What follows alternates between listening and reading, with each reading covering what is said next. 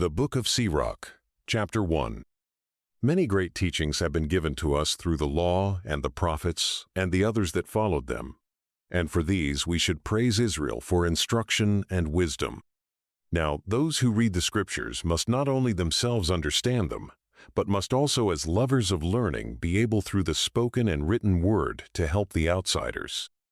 So my grandfather Jesus, who had devoted himself especially to the reading of the law and the prophets and the other books of our ancestors, and had acquired considerable proficiency in them, was himself also led to write something pertaining to instruction and wisdom, so that by becoming familiar also with his book, those who love learning might make even greater progress in living according to the law.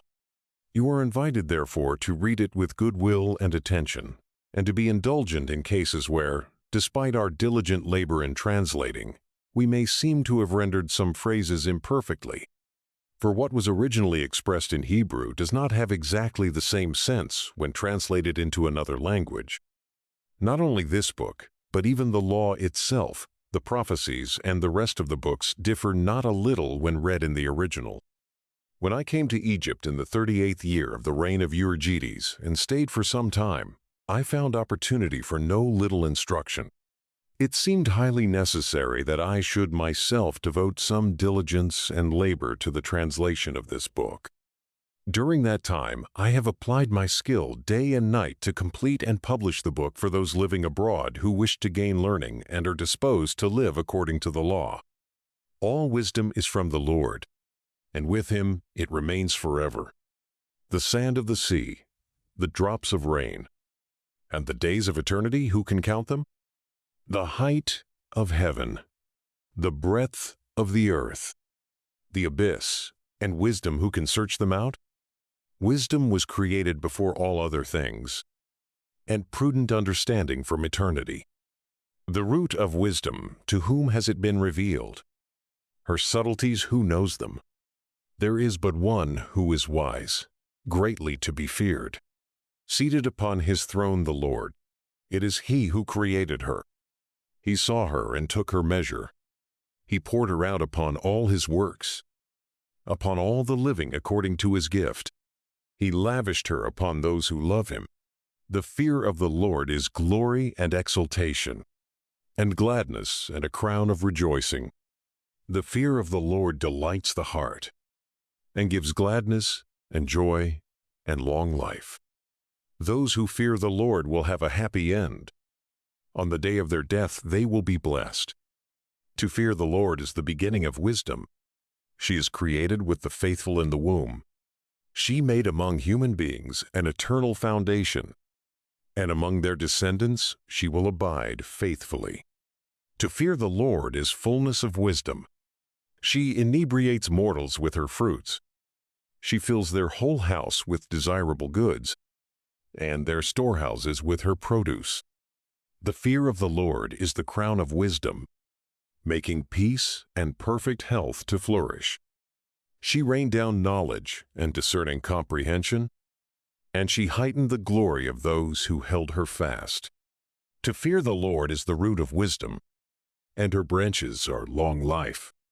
Unjust anger cannot be justified, for anger tips the scale to one's ruin. Those who are patient stay calm until the right moment, and then cheerfulness comes back to them. They hold back their words until the right moment.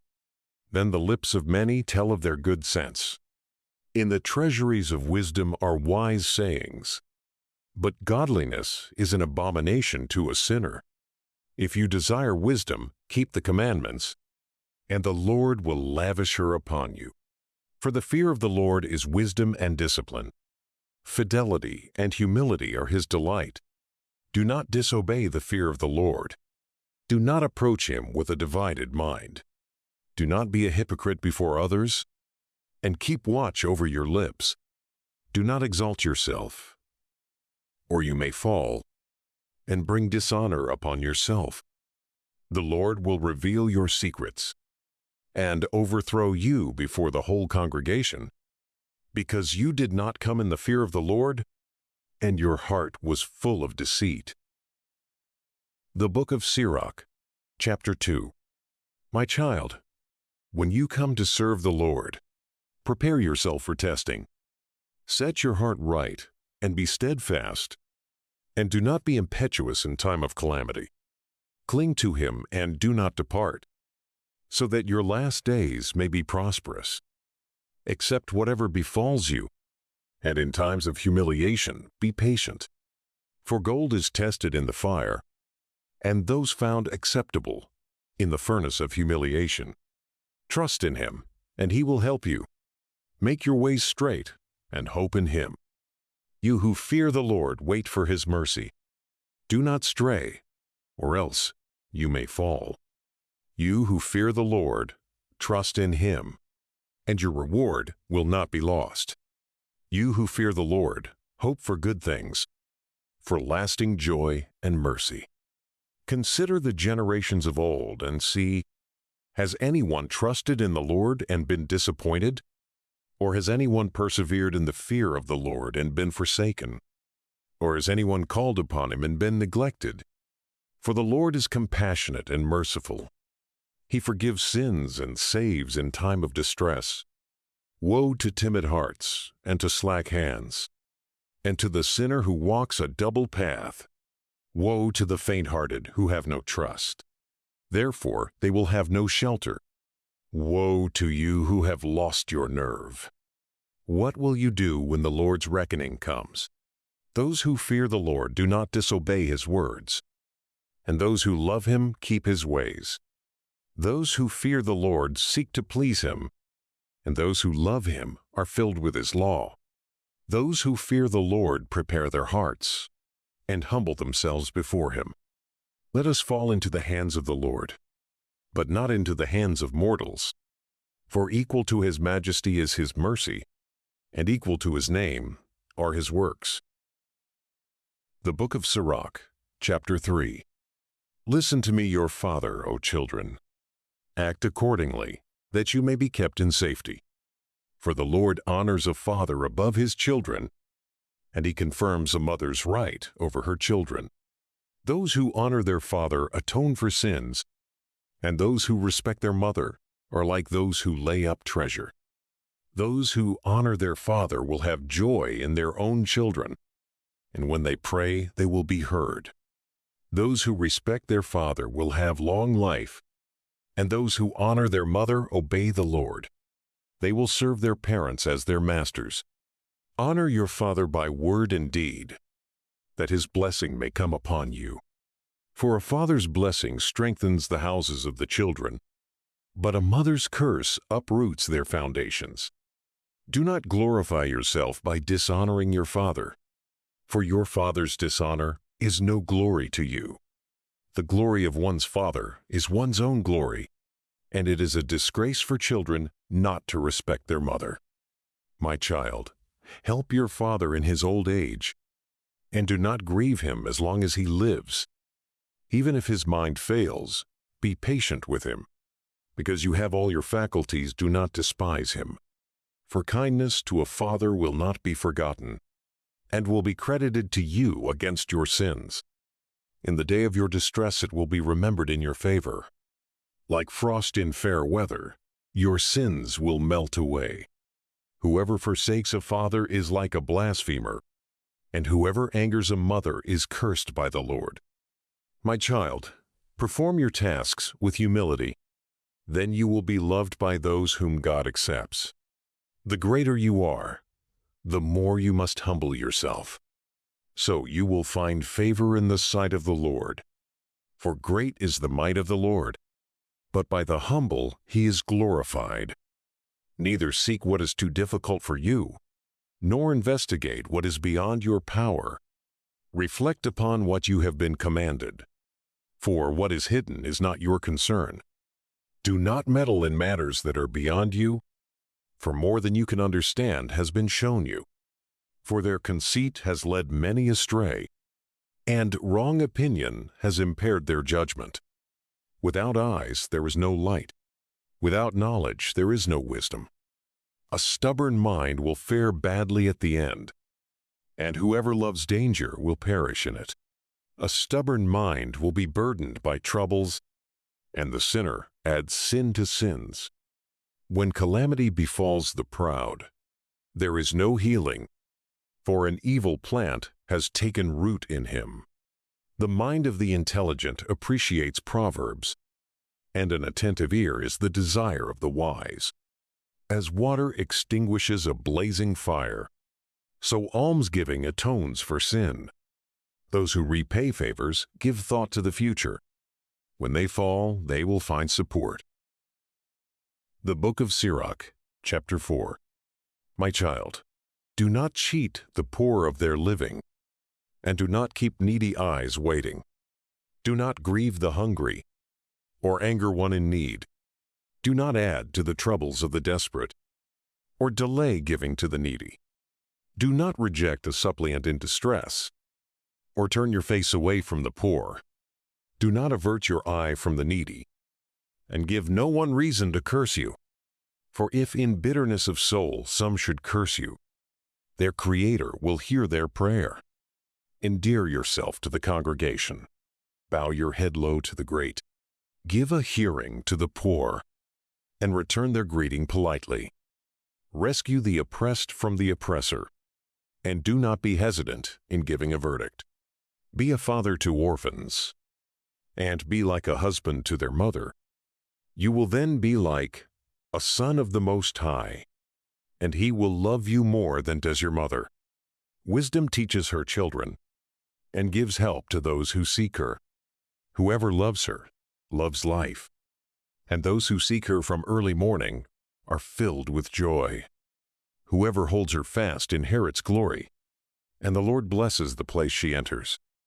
Those who serve her minister to the Holy One. The Lord loves those who love her. Those who obey her will judge the nations, and all who listen to her will live secure. If they remain faithful, they will inherit her. Their descendants will also obtain her. For at first she will walk with them on tortuous paths. She will bring fear and dread upon them, and will torment them by her discipline, until she trusts them, and she will test them with her ordinances. Then she will come straight back to them again and gladden them, and will reveal her secrets to them. If they go astray, she will forsake them, and hand them over to their ruin. Watch for the opportune time, and beware of evil, and do not be ashamed to be yourself. For there is a shame that leads to sin, and there is a shame that is glory and favor. Do not show partiality to your own harm, or deference to your downfall. Do not refrain from speaking at the proper moment, and do not hide your wisdom. For wisdom becomes known through speech, and education through the words of the tongue. Never speak against the truth, but be ashamed of your ignorance. Do not be ashamed to confess your sins, and do not try to stop the current of a river. Do not subject yourself to a fool, or show partiality to a ruler. Fight to the death for truth, and the Lord God will fight for you. Do not be reckless in your speech, or sluggish and remiss in your deeds. Do not be like a lion in your home, or suspicious of your servants. Do not let your hand be stretched out to receive, and closed when it is time to give. The Book of Sirach, Chapter 5. Do not rely on your wealth, or say, I have enough. Do not follow your inclination and strength in pursuing the desires of your heart. Do not say, who can have power over me? For the Lord will surely punish you. Do not say, I sinned, yet what has happened to me? For the Lord is slow to anger. Do not be so confident of forgiveness that you add sin to sin. Do not say, His mercy is great. He will forgive the multitude of my sins. For both mercy and wrath are with him, and his anger will rest on sinners. Do not delay to turn back to the Lord, and do not postpone it from day to day.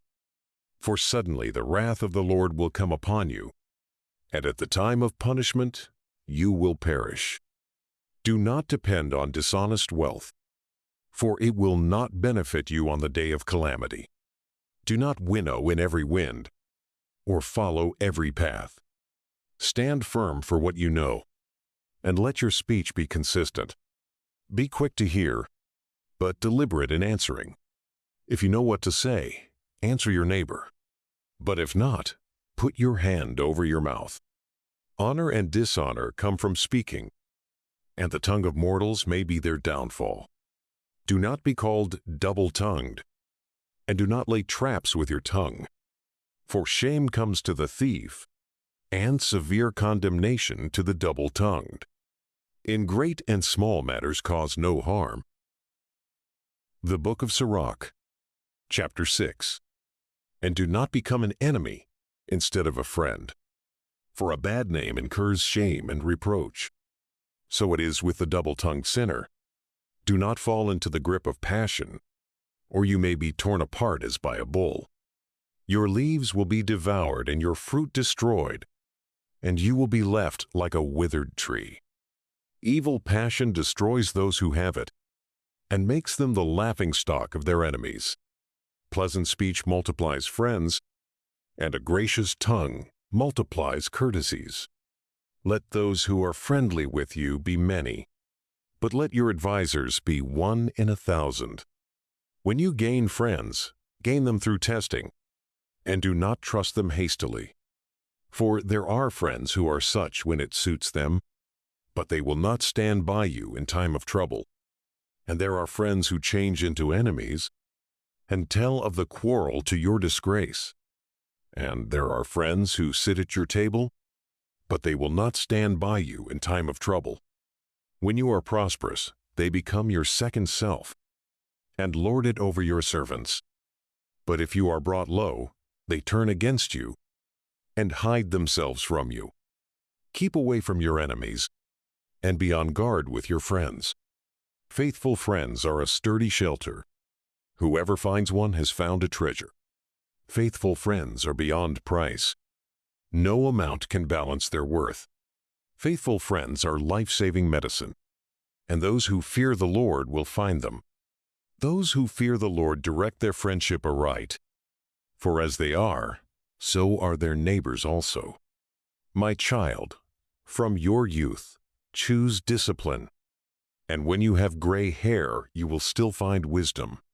Come to her like one who plows and sows, and wait for her good harvest. For when you cultivate her, you will toil but little, and soon you will eat of her produce. She seems very harsh to the undisciplined. Fools cannot remain with her. She will be like a heavy stone to test them, and they will not delay in casting her aside. For wisdom is like her name. She is not readily perceived by many. Listen, my child, and accept my judgment. Do not reject my counsel.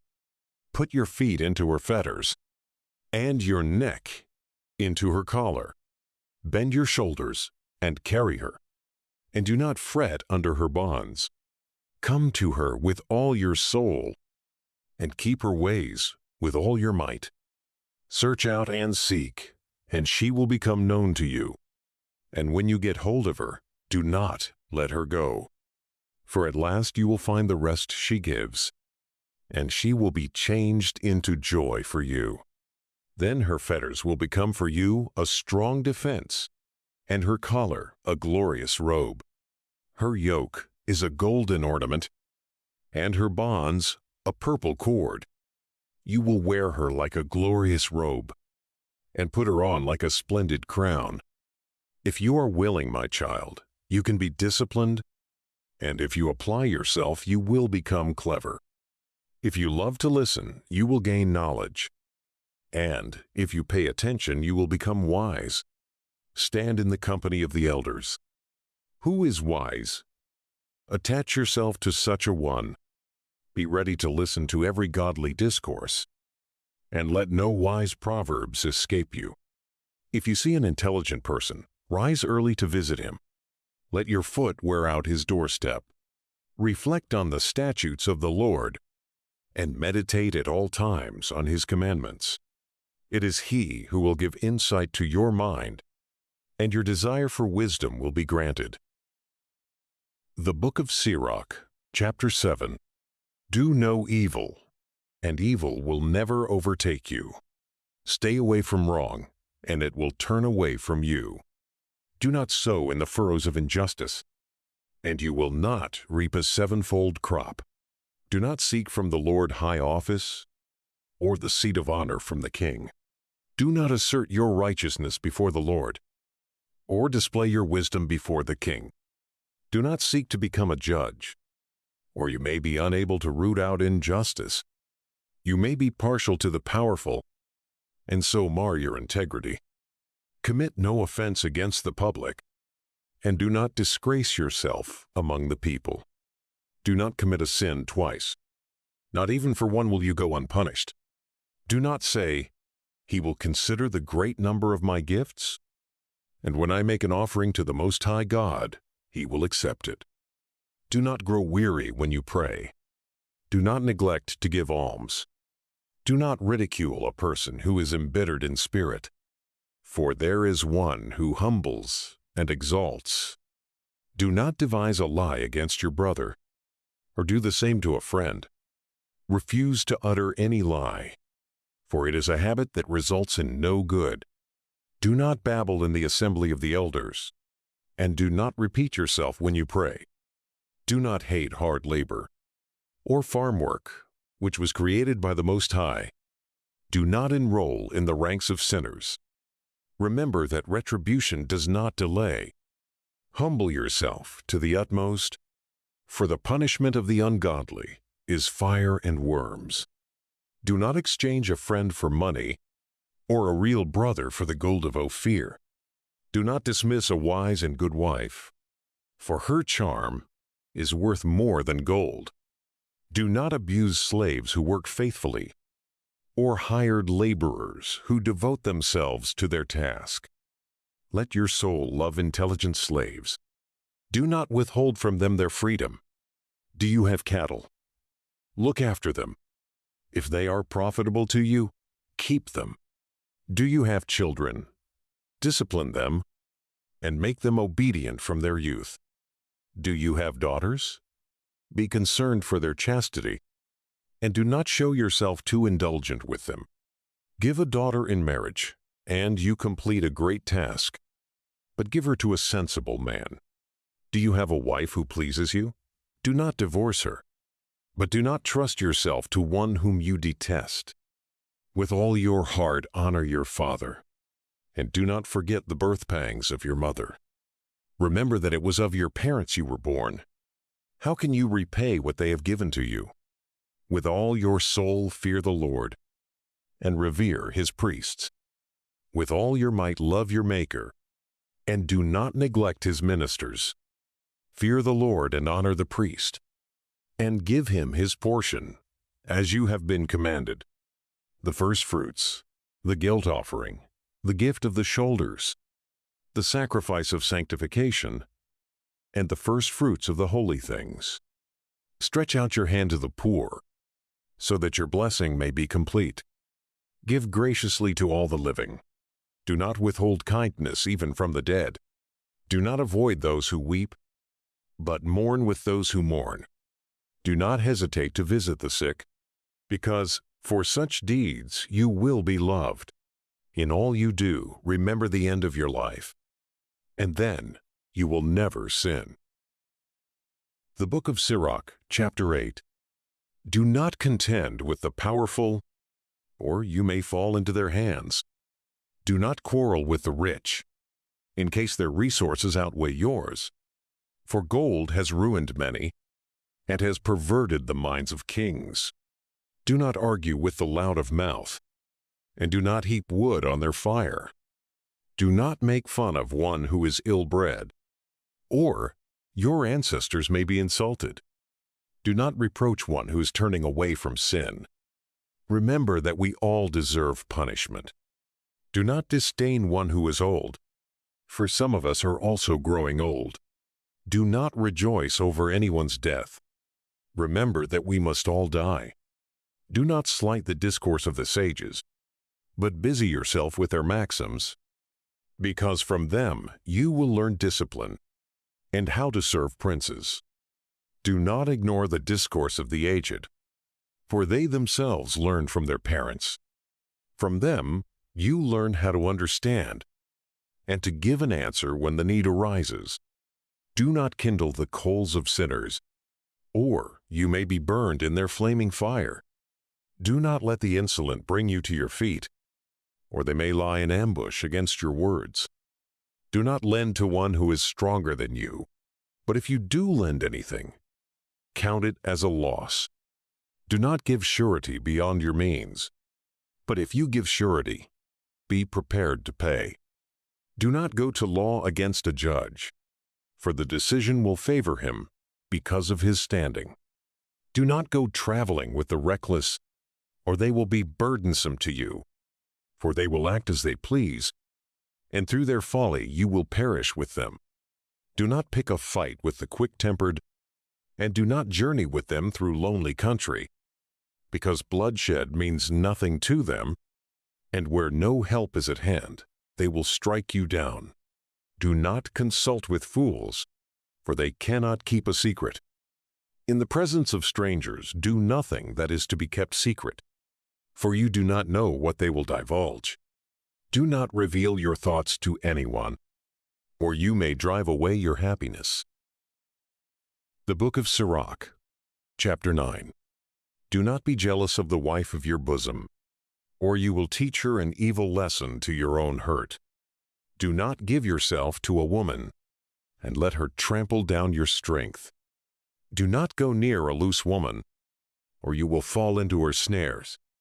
Do not dally with a singing girl, or you will be caught by her tricks. Do not look intently at a virgin, or you may stumble and incur penalties for her. Do not give yourself to prostitutes, or you may lose your inheritance. Do not look around in the streets of a city, or wander about in its deserted sections. Turn away your eyes from a shapely woman, and do not gaze at beauty belonging to another. Many have been seduced by a woman's beauty, and by it passion is kindled like a fire. Never dine with another man's wife, or revel with her at wine, or your heart may turn aside to her, and in blood you may be plunged into destruction. Do not abandon old friends, for new ones cannot equal them. A new friend is like new wine. When it has aged, you can drink it with pleasure. Do not envy the success of sinners, for you do not know what their end will be like. Do not delight in what pleases the ungodly. Remember that they will not be held guiltless all their lives. Keep far from those who have power to kill, and you will not be haunted by the fear of death. But if you approach them, make no misstep, or they may rob you of your life. Know that you are stepping among snares, and that you are walking on the city battlements. As much as you can, aim to know your neighbors, and consult with the wise. Let your conversation be with intelligent people, and let all your discussion be about the law of the Most High. Let the righteous be your dinner companions, and let your glory be in the fear of the Lord.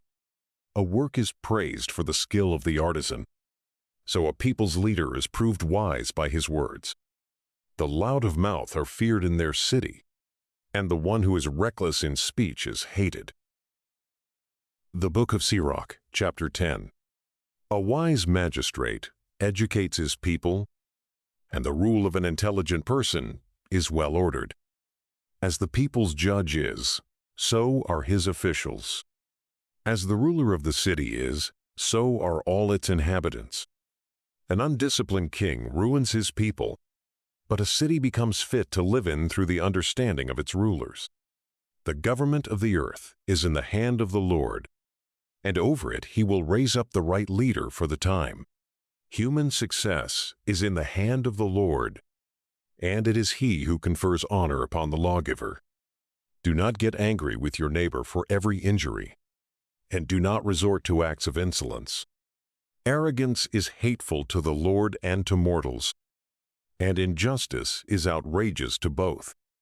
Sovereignty passes from nation to nation on account of injustice and insolence and wealth.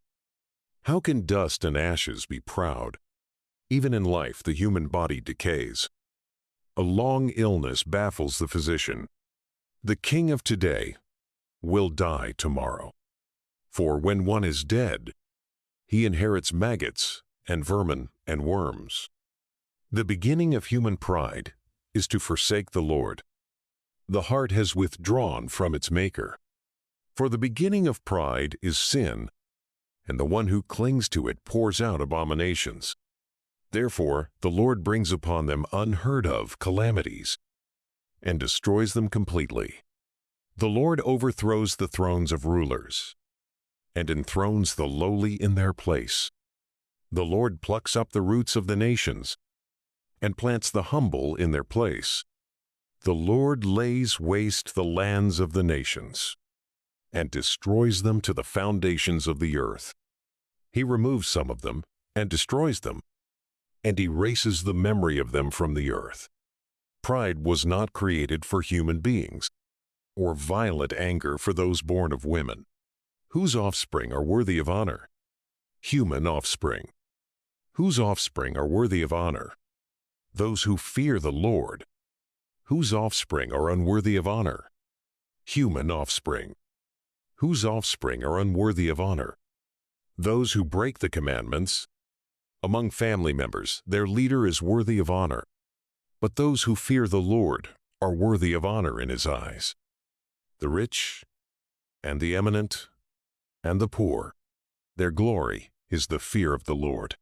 It is not right to despise one who is intelligent, but poor, and it is not proper to honor one who is sinful. The prince and the judge and the ruler are honored, but none of them is greater than the one who fears the Lord. Free citizens will serve a wise servant, and an intelligent person will not complain. Do not make a display of your wisdom when you do your work, and do not boast when you are in need. Better is the worker who has goods in plenty than the boaster who lacks bread. My child, honor yourself with humility, and give yourself the esteem you deserve. Who will acquit those who condemn themselves? And who will honor those who dishonor themselves? The poor are honored for their knowledge, while the rich are honored for their wealth. One who is honored in poverty, how much more in wealth? And one dishonored in wealth, how much more in poverty? The Book of Sirach, chapter 11. The wisdom of the humble lifts their heads high and seats them among the great. Do not praise individuals for their good looks, or loathe anyone because of appearance alone. The bee is small among flying creatures, but what it produces is the best of sweet things. Do not boast about wearing fine clothes, and do not exalt yourself when you are honored. For the works of the Lord are wonderful, and his works are concealed from humankind. Many kings have had to sit on the ground, but one who was never thought of has worn a crown. Many rulers have been utterly disgraced, and the honored have been handed over to others. Do not find fault before you investigate. Examine first, and then criticize. Do not answer before you listen, and do not interrupt when another is speaking. Do not argue about a matter that does not concern you, and do not sit with sinners when they judge a case. My child, do not busy yourself with many matters. If you multiply activities, you will not be held blameless. If you pursue, you will not overtake, and by fleeing you will not escape.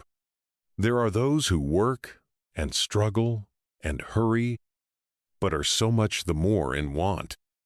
There are others who are slow and need help, who lack strength and abound in poverty. But the eyes of the Lord look kindly upon them. He lifts them out of their lowly condition and raises up their heads to the amazement of the many. Good things and bad, life and death, poverty and wealth, come from the Lord. The Lord's gift remains with the devout, and his favor brings lasting success. One becomes rich through diligence and self-denial, and the reward allotted to him is this: when he says, I have found rest, and now I shall feast on my goods.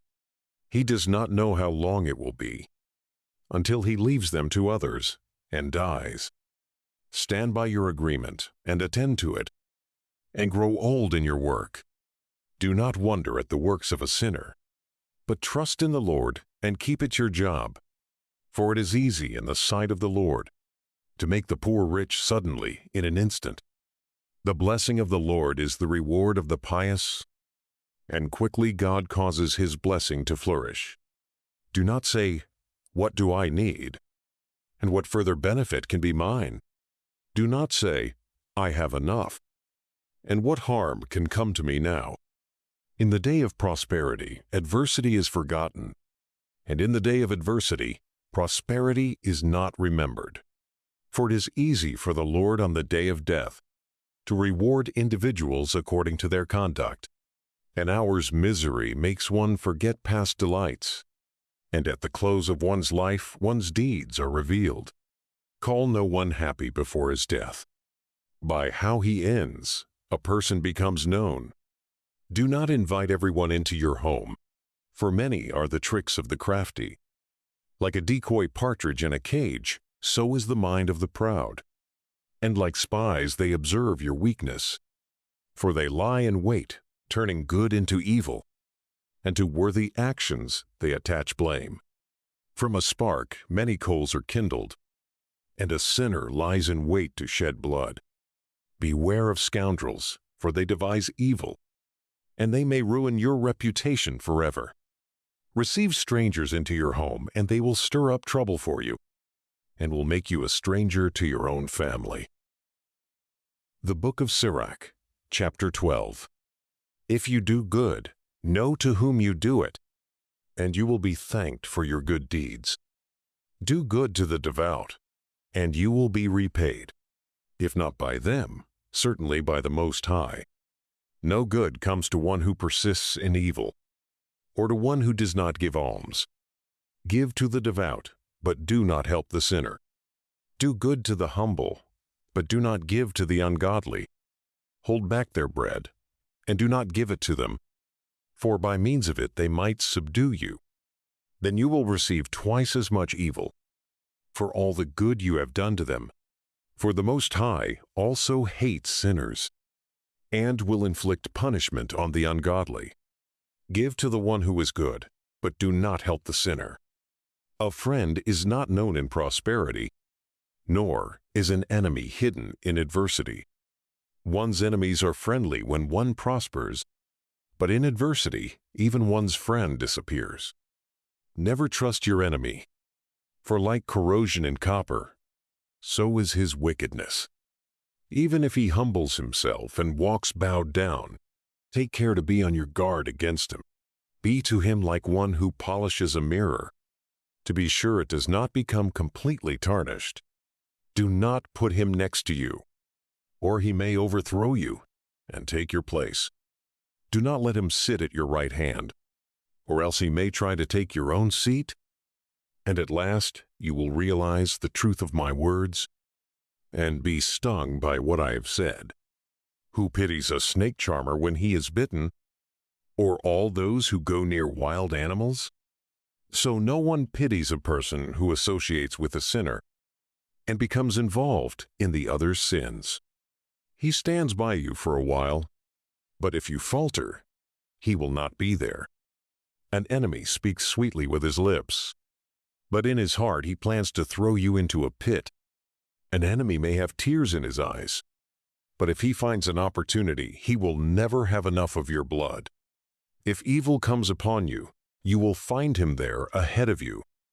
Pretending to help, he will trip you up. Then he will shake his head and clap his hands, and whisper much, and show his true face. The Book of Sirach, Chapter 13. Whoever touches pitch gets dirty, and whoever associates with a proud person becomes like him. Do not lift a weight too heavy for you, or associate with one mightier and richer than you. How can the clay pot associate with the iron kettle? The pot will strike against it and be smashed. A rich person does wrong and even adds insults. A poor person suffers wrong and must add apologies. A rich person will exploit you if you can be of use to him, but if you are in need, he will abandon you. If you own something, he will live with you. He will drain your resources without a qualm. When he needs you, he will deceive you and will smile at you and encourage you. He will speak to you kindly and say, "What do you need?" He will embarrass you with his delicacies until he has drained you 2 or 3 times, and finally he will laugh at you. Should he see you afterwards, he will pass you by and shake his head at you. Take care not to be led astray and humiliated when you are enjoying yourself. When an influential person invites you, be reserved, and he will invite you more insistently. Do not be forward, or you may be rebuffed. Do not stand aloof, or you will be forgotten. Do not try to treat him as an equal, or trust his lengthy conversations, for he will test you by prolonged talk, and while he smiles, he will be examining you. Cruel are those who do not keep your secrets. They will not spare you harm or imprisonment. Be on your guard and very careful, for you are walking about with your own downfall. Every creature loves its like, and every person the neighbor. All living beings associate with their own kind, and people stick close to those like themselves. What does a wolf have in common with a lamb? No more has a sinner with the devout. What peace is there between a hyena and a dog? And what peace between the rich and the poor? Wild asses in the wilderness are the prey of lions. Likewise, the poor are feeding grounds for the rich. Humility is an abomination to the proud. Likewise, the poor are an abomination to the rich.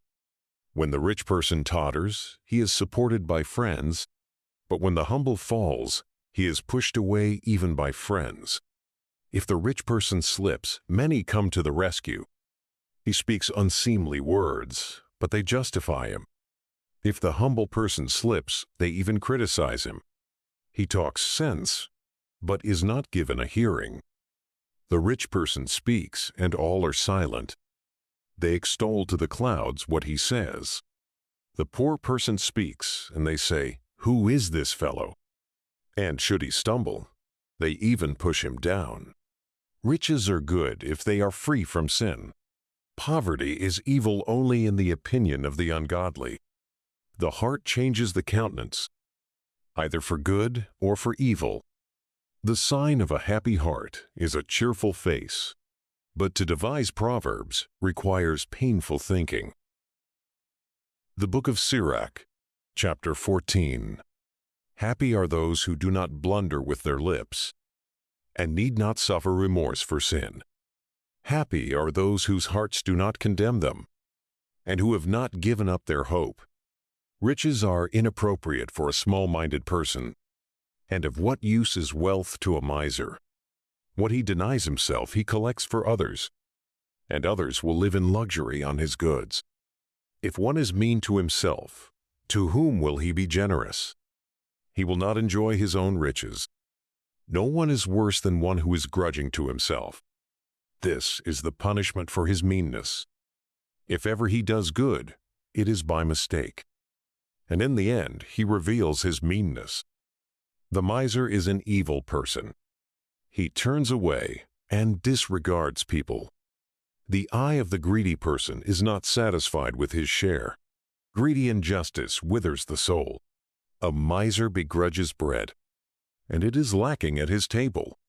My child, treat yourself well, according to your means, and present worthy offerings to the Lord. Remember that death does not tarry, and the decree of Hades has not been shown to you. Do good to friends before you die, and reach out and give to them as much as you can. Do not deprive yourself of a day's enjoyment. Do not let your share of desired good pass by you. Will you not leave the fruit of your labors to another, and what you acquired by toil to be divided by lot? Give and take and indulge yourself. because in Hades one cannot look for luxury. All living beings become old like a garment, for the decree from of old is, you must die, like abundant leaves on a spreading tree, that sheds some and puts forth others, so are the generations of flesh and blood. One dies, and another is born. Every work decays and ceases to exist, and the one who made it will pass away with it. Happy is the person who meditates on wisdom, and reasons intelligently, who reflects in his heart on her ways, and ponders her secrets, pursuing her like a hunter, and lying in wait on her paths, who peers through her windows, and listens at her doors, who camps near her house, and fastens his tent peg to her walls, who pitches his tent near her, and so occupies an excellent lodging place, who places his children under her shelter, and lodges under her boughs, who is sheltered by her from the heat, and dwells in the midst of her glory. The Book of Sirach, chapter 15.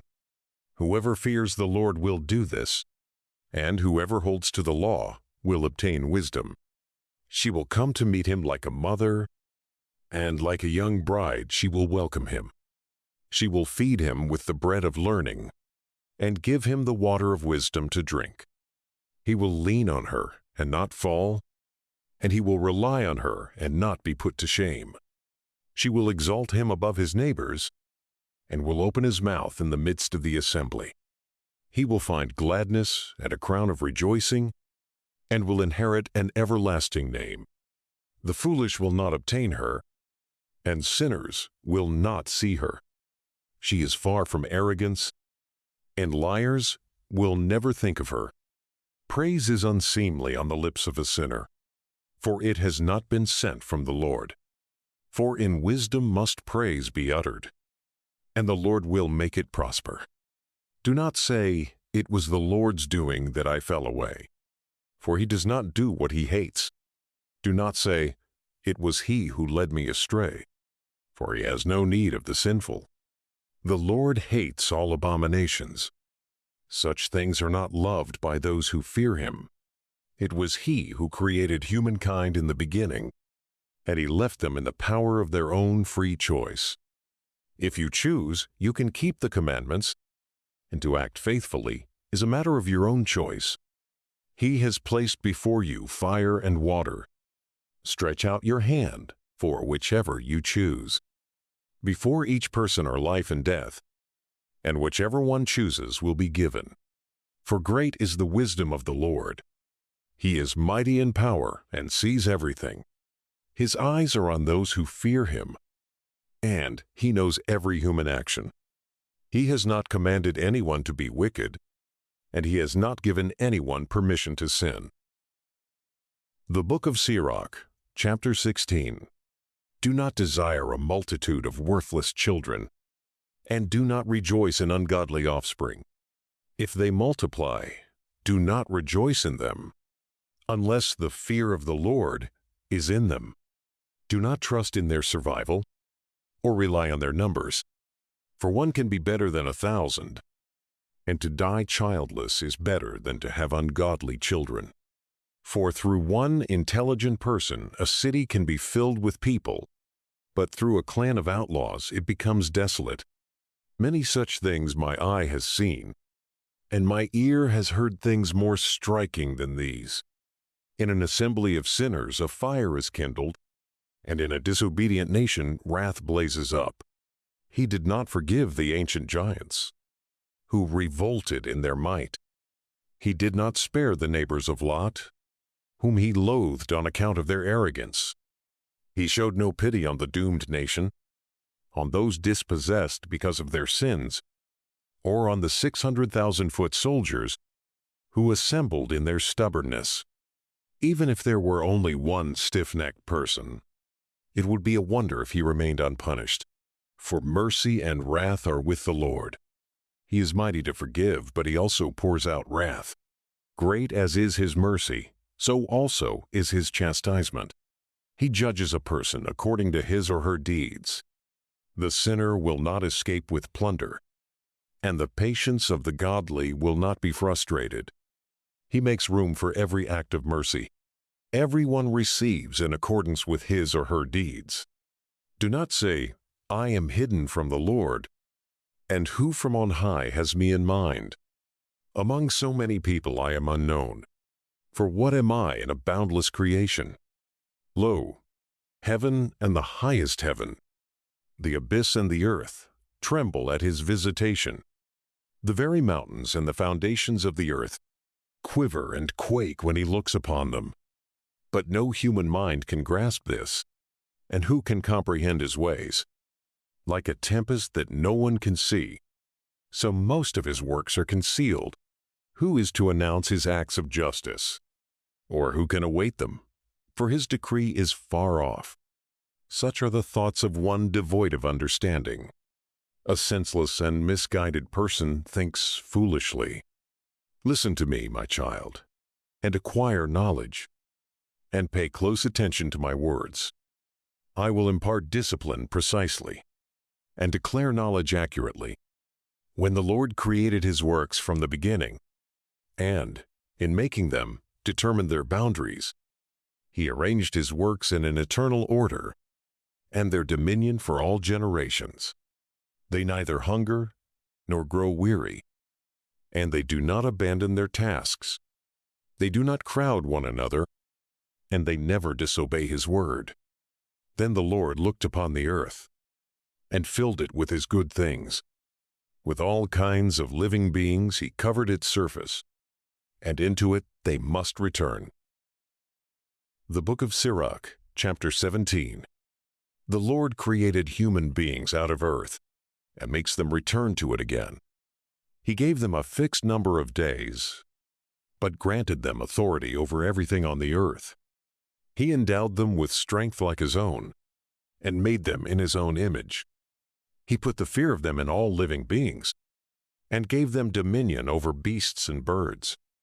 Discretion, and tongue, and eyes, ears, and a mind for thinking he gave them. He filled them with knowledge and understanding, and showed them good and evil. He put the fear of him into their hearts, to show them the majesty of his works, and they will praise his holy name, to proclaim the grandeur of his works. He bestowed knowledge upon them, and allotted to them the law of life. He established with them an eternal covenant, and revealed to them his decrees. Their eyes saw his glorious majesty, and their ears heard the glory of his voice.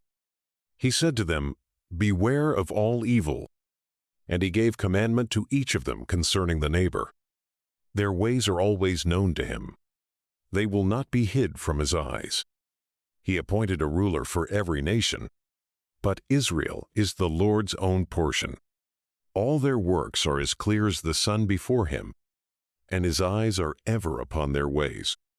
Their iniquities are not hidden from him, and all their sins are before the Lord. One's almsgiving is like a signet ring with the Lord, and he will keep a person's kindness like the apple of his eye. Afterward he will rise up and repay them, and he will bring their recompense on their heads. Yet to those who repent he grants a return, and he encourages those who are losing hope. Turn back to the Lord and forsake your sins. Pray in his presence and lessen your offense. Return to the Most High and turn away from iniquity, and hate intensely what he abhors. Who will sing praises to the Most High in Hades? In place of the living who give thanks. From the dead, as from one who does not exist, thanksgiving has ceased.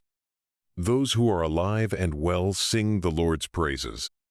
How great is the mercy of the Lord, and his forgiveness for those who return to him?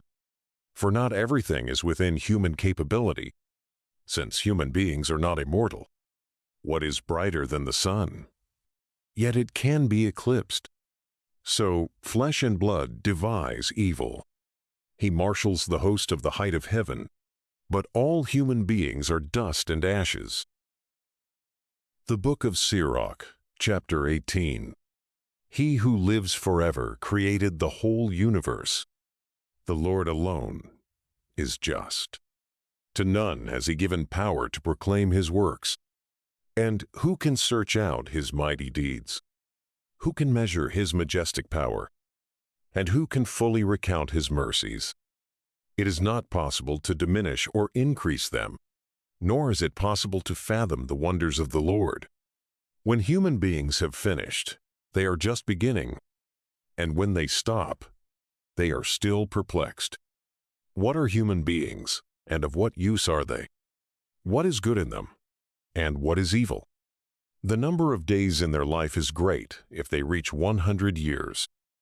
Like a drop of water from the sea and a grain of sand, so are a few years among the days of eternity. That is why the Lord is patient with them and pours out his mercy upon them. He sees and recognizes that their end is miserable. Therefore, he grants them forgiveness all the more. The compassion of human beings is for their neighbors, but the compassion of the Lord is for every living thing. He rebukes and trains and teaches them and turns them back as a shepherd his flock. He has compassion on those who accept his discipline and who are eager for his precepts. My child, do not mix reproach with your good deeds, or spoil your gift by harsh words. Does not the dew give relief from the scorching heat? So a word is better than a gift. Indeed, does not a word surpass a good gift? Both are to be found in a gracious person.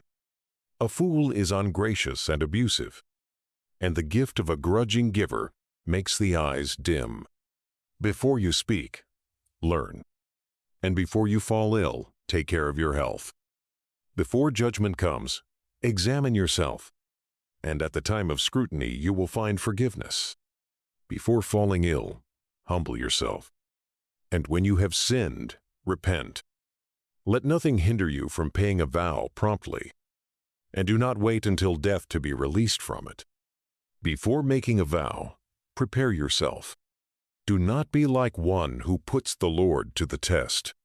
Think of his wrath on the day of death, and of the moment of vengeance when he turns away his face. In the time of plenty, think of the time of hunger. In days of wealth, think of poverty and need. From morning to evening, conditions change. All things move swiftly before the Lord. One who is wise is cautious in everything. When sin is all around, one guards against wrongdoing. Every intelligent person knows wisdom and praises the one who finds her. Those who are skilled in words become wise themselves and pour forth apt proverbs. Do not follow your base desires, but restrain your appetites. If you allow your soul to take pleasure in base desire, it will make you the laughingstock of your enemies. Do not revel in great luxury, or you may become impoverished by its expense.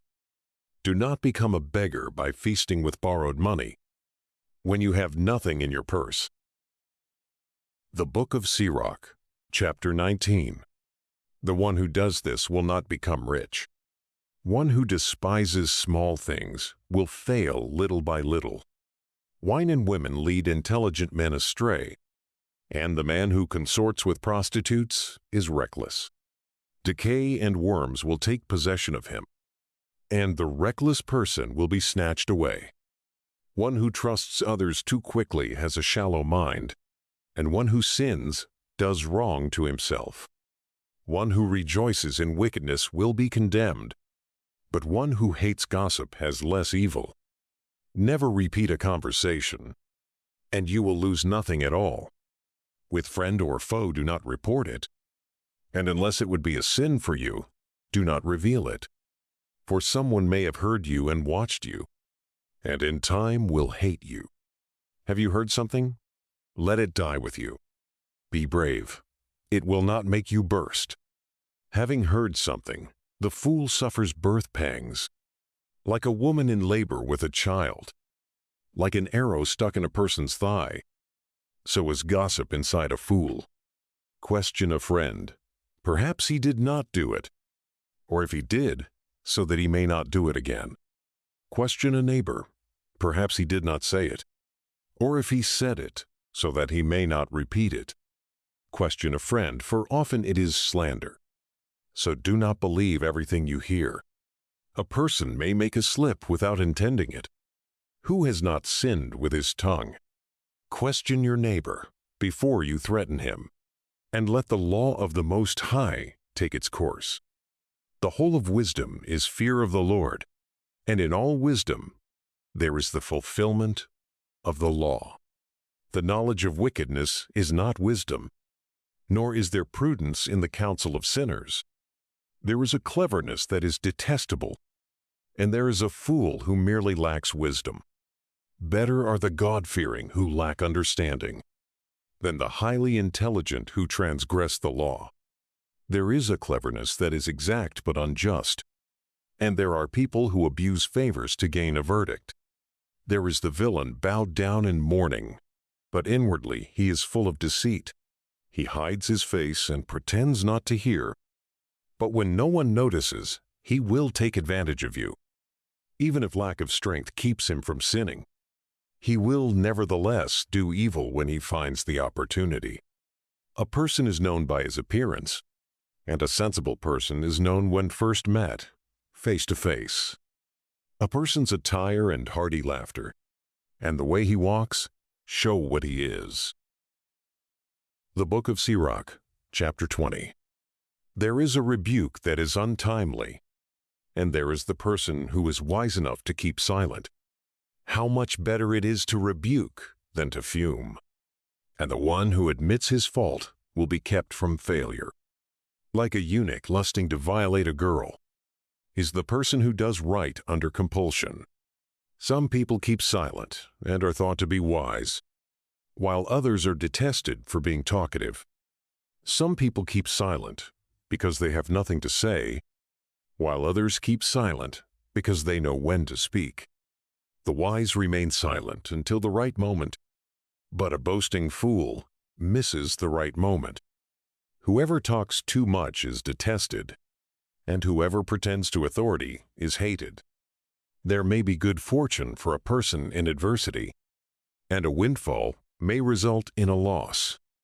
There is the gift that profits you nothing, and the gift to be paid back double. There are losses for the sake of glory, and there are some who have raised their heads from humble circumstances. Some buy much for little, but pay for it 7 times over. The wise make themselves beloved by only few words, but the courtesies of fools are wasted. A fool's gift will profit you nothing, for he looks for recompense 7-fold. He gives little and upbraids much. He opens his mouth like a town crier. Today he lends, and tomorrow he asks it back. Such a one is hateful to God and humans. The fool says, I have no friends, and I get no thanks for my good deeds. Those who eat my bread are evil-tongued. How many will ridicule him, and how often? A slip on the pavement is better than a slip of the tongue. The downfall of the wicked will occur just as speedily. A coarse person is like an inappropriate story, continually on the lips of the ignorant. A proverb from a fool's lips will be rejected, for he does not tell it at the proper time. One may be prevented from sinning by poverty, so when he rests, he feels no remorse. One may lose his life through shame, or lose it because of human respect. Another out of shame makes promises to a friend, and so makes an enemy for nothing. A lie is an ugly blot on a person. It is continually on the lips of the ignorant. A thief is preferable to a habitual liar, but the lot of both is ruin. A liar's way leads to disgrace, and his shame is ever with him. The wise person advances himself by his words, and one who is sensible pleases the great. Those who cultivate the soil heap up their harvest, and those who please the great atone for injustice. Favors and gifts blind the eyes of the wise. Like a muzzle on the mouth they stop reproofs. Hidden wisdom and unseen treasure, of what value is either? Better are those who hide their folly than those who hide their wisdom. The Book of Sirach, chapter 21. Have you sinned, my child? Do so no more, but ask forgiveness for your past sins. Flee from sin as from a snake. For if you approach sin, it will bite you. Its teeth are lion's teeth, and can destroy human lives. All lawlessness is like a two-edged sword. There is no healing for the wound it inflicts. Panic and insolence will waste away riches. Thus the house of the proud will be laid waste. The prayer of the poor goes from their lips to the ears of God, and his judgment comes speedily. Those who hate reproof walk in the sinner's steps, but those who fear the Lord repent in their heart. The mighty in speech are widely known. When they slip, the sensible person knows it. Whoever builds his house with other people's money is like one who gathers stones for his burial mound. An assembly of the wicked is like a bundle of tow, and their end is a blazing fire. The way of sinners is paved with smooth stones, but at its end is the pit of Hades. Whoever keeps the law controls his thoughts, and the fulfillment of the fear of the Lord is wisdom. The one who is not clever cannot be taught, but there is a cleverness that increases bitterness.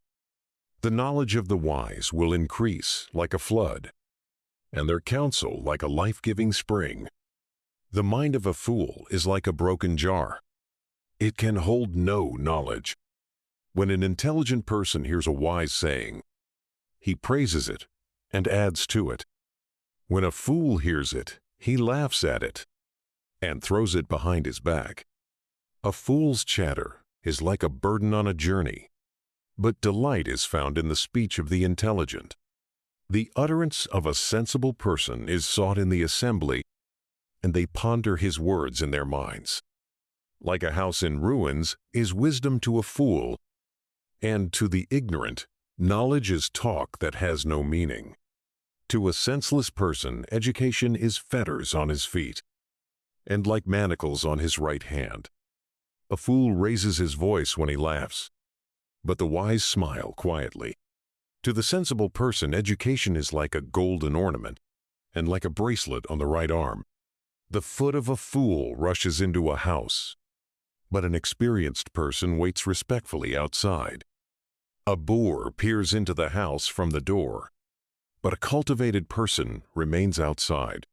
It is ill-mannered for a person to listen at a door. The discreet would be grieved by the disgrace. The lips of babblers speak of what is not their concern, but the words of the prudent are weighed in the balance. The mind of fools is in their mouth, but the mouth of the wise is in their mind. When an ungodly person curses an adversary, he curses himself. A whisperer degrades himself, and is hated in his neighborhood. The Book of Sirach, chapter 22. The idler is like a filthy stone, and everyone hisses at his disgrace. The idler is like the filth of dunghills. Anyone that picks it up will shake it off his hand. It is a disgrace to be the father of an undisciplined son, and the birth of a daughter is a loss. A sensible daughter obtains a husband of her own, but one who acts shamefully is a grief to her father. An impudent daughter disgraces father and husband, and is despised by both. Like music in time of mourning is ill-timed conversation, but a thrashing and discipline are at all times wisdom. Whoever teaches a fool is like one who glues potsherds together, or who rouses a sleeper from deep slumber. Whoever tells a story to a fool tells it to a drowsy man, and at the end he will say, "What is it?" Weep for the dead, for he has left the light behind, and weep for the fool, for he has left intelligence behind. Weep less bitterly for the dead, for he is at rest, but the life of the fool is worse than death. Mourning for the dead lasts 7 days, but for the foolish or the ungodly it lasts all the days of their lives. Do not talk much with a senseless person, or visit an unintelligent person. Stay clear of him, or you may have trouble. and be spattered when he shakes himself off. Avoid him, and you will find rest, and you will never be wearied by his lack of sense. What is heavier than lead? And what is its name except fool? Sand, salt, and a piece of iron are easier to bear than a stupid person. A wooden beam firmly bonded into a building is not loosened by an earthquake. So the mind firmly resolved after due reflection will not be afraid in a crisis. A mind settled on an intelligent thought is like stucco decoration that makes a wall smooth. Fences set on a high place will not stand firm against the wind. So a timid mind with a fool's resolve will not stand firm against any fear. One who pricks the eye brings tears, and one who pricks the heart makes clear its feelings. One who throws a stone at birds scares them away, and one who reviles a friend destroys a friendship. Even if you draw your sword against a friend, do not despair, for there is a way back. If you open your mouth against your friend, do not worry, for reconciliation is possible. But as for reviling, arrogance, disclosure of secrets, or a treacherous blow, in these cases any friend will take to flight. Gain the trust of your neighbor in his poverty, so that you may rejoice with him in his prosperity. Stand by him in time of distress, so that you may share with him in his inheritance. The vapor and smoke of the furnace precede the fire. So, insults precede bloodshed. I am not ashamed to shelter a friend, and I will not hide from him. But if harm should come to me because of him, whoever hears of it will beware of him, who will set a guard over my mouth and an effective seal upon my lips, so that I may not fall because of them, and my tongue may not destroy me. The Book of Sirach, chapter 23. O Lord, Father and Master of my life, do not abandon me to their designs, and do not let me fall because of them. Who will set whips over my thoughts, and the discipline of wisdom over my mind, so as not to spare me in my errors, and not overlook my sins? Otherwise my mistakes may be multiplied, and my sins may abound, and I may fall before my adversaries, and my enemy may rejoice over me.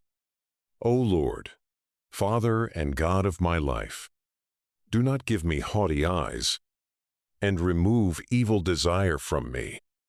Let neither gluttony nor lust overcome me, and do not give me over to shameless passion. Listen, my children, to instruction concerning the mouth. The one who observes it will never be caught. Sinners are overtaken through their lips.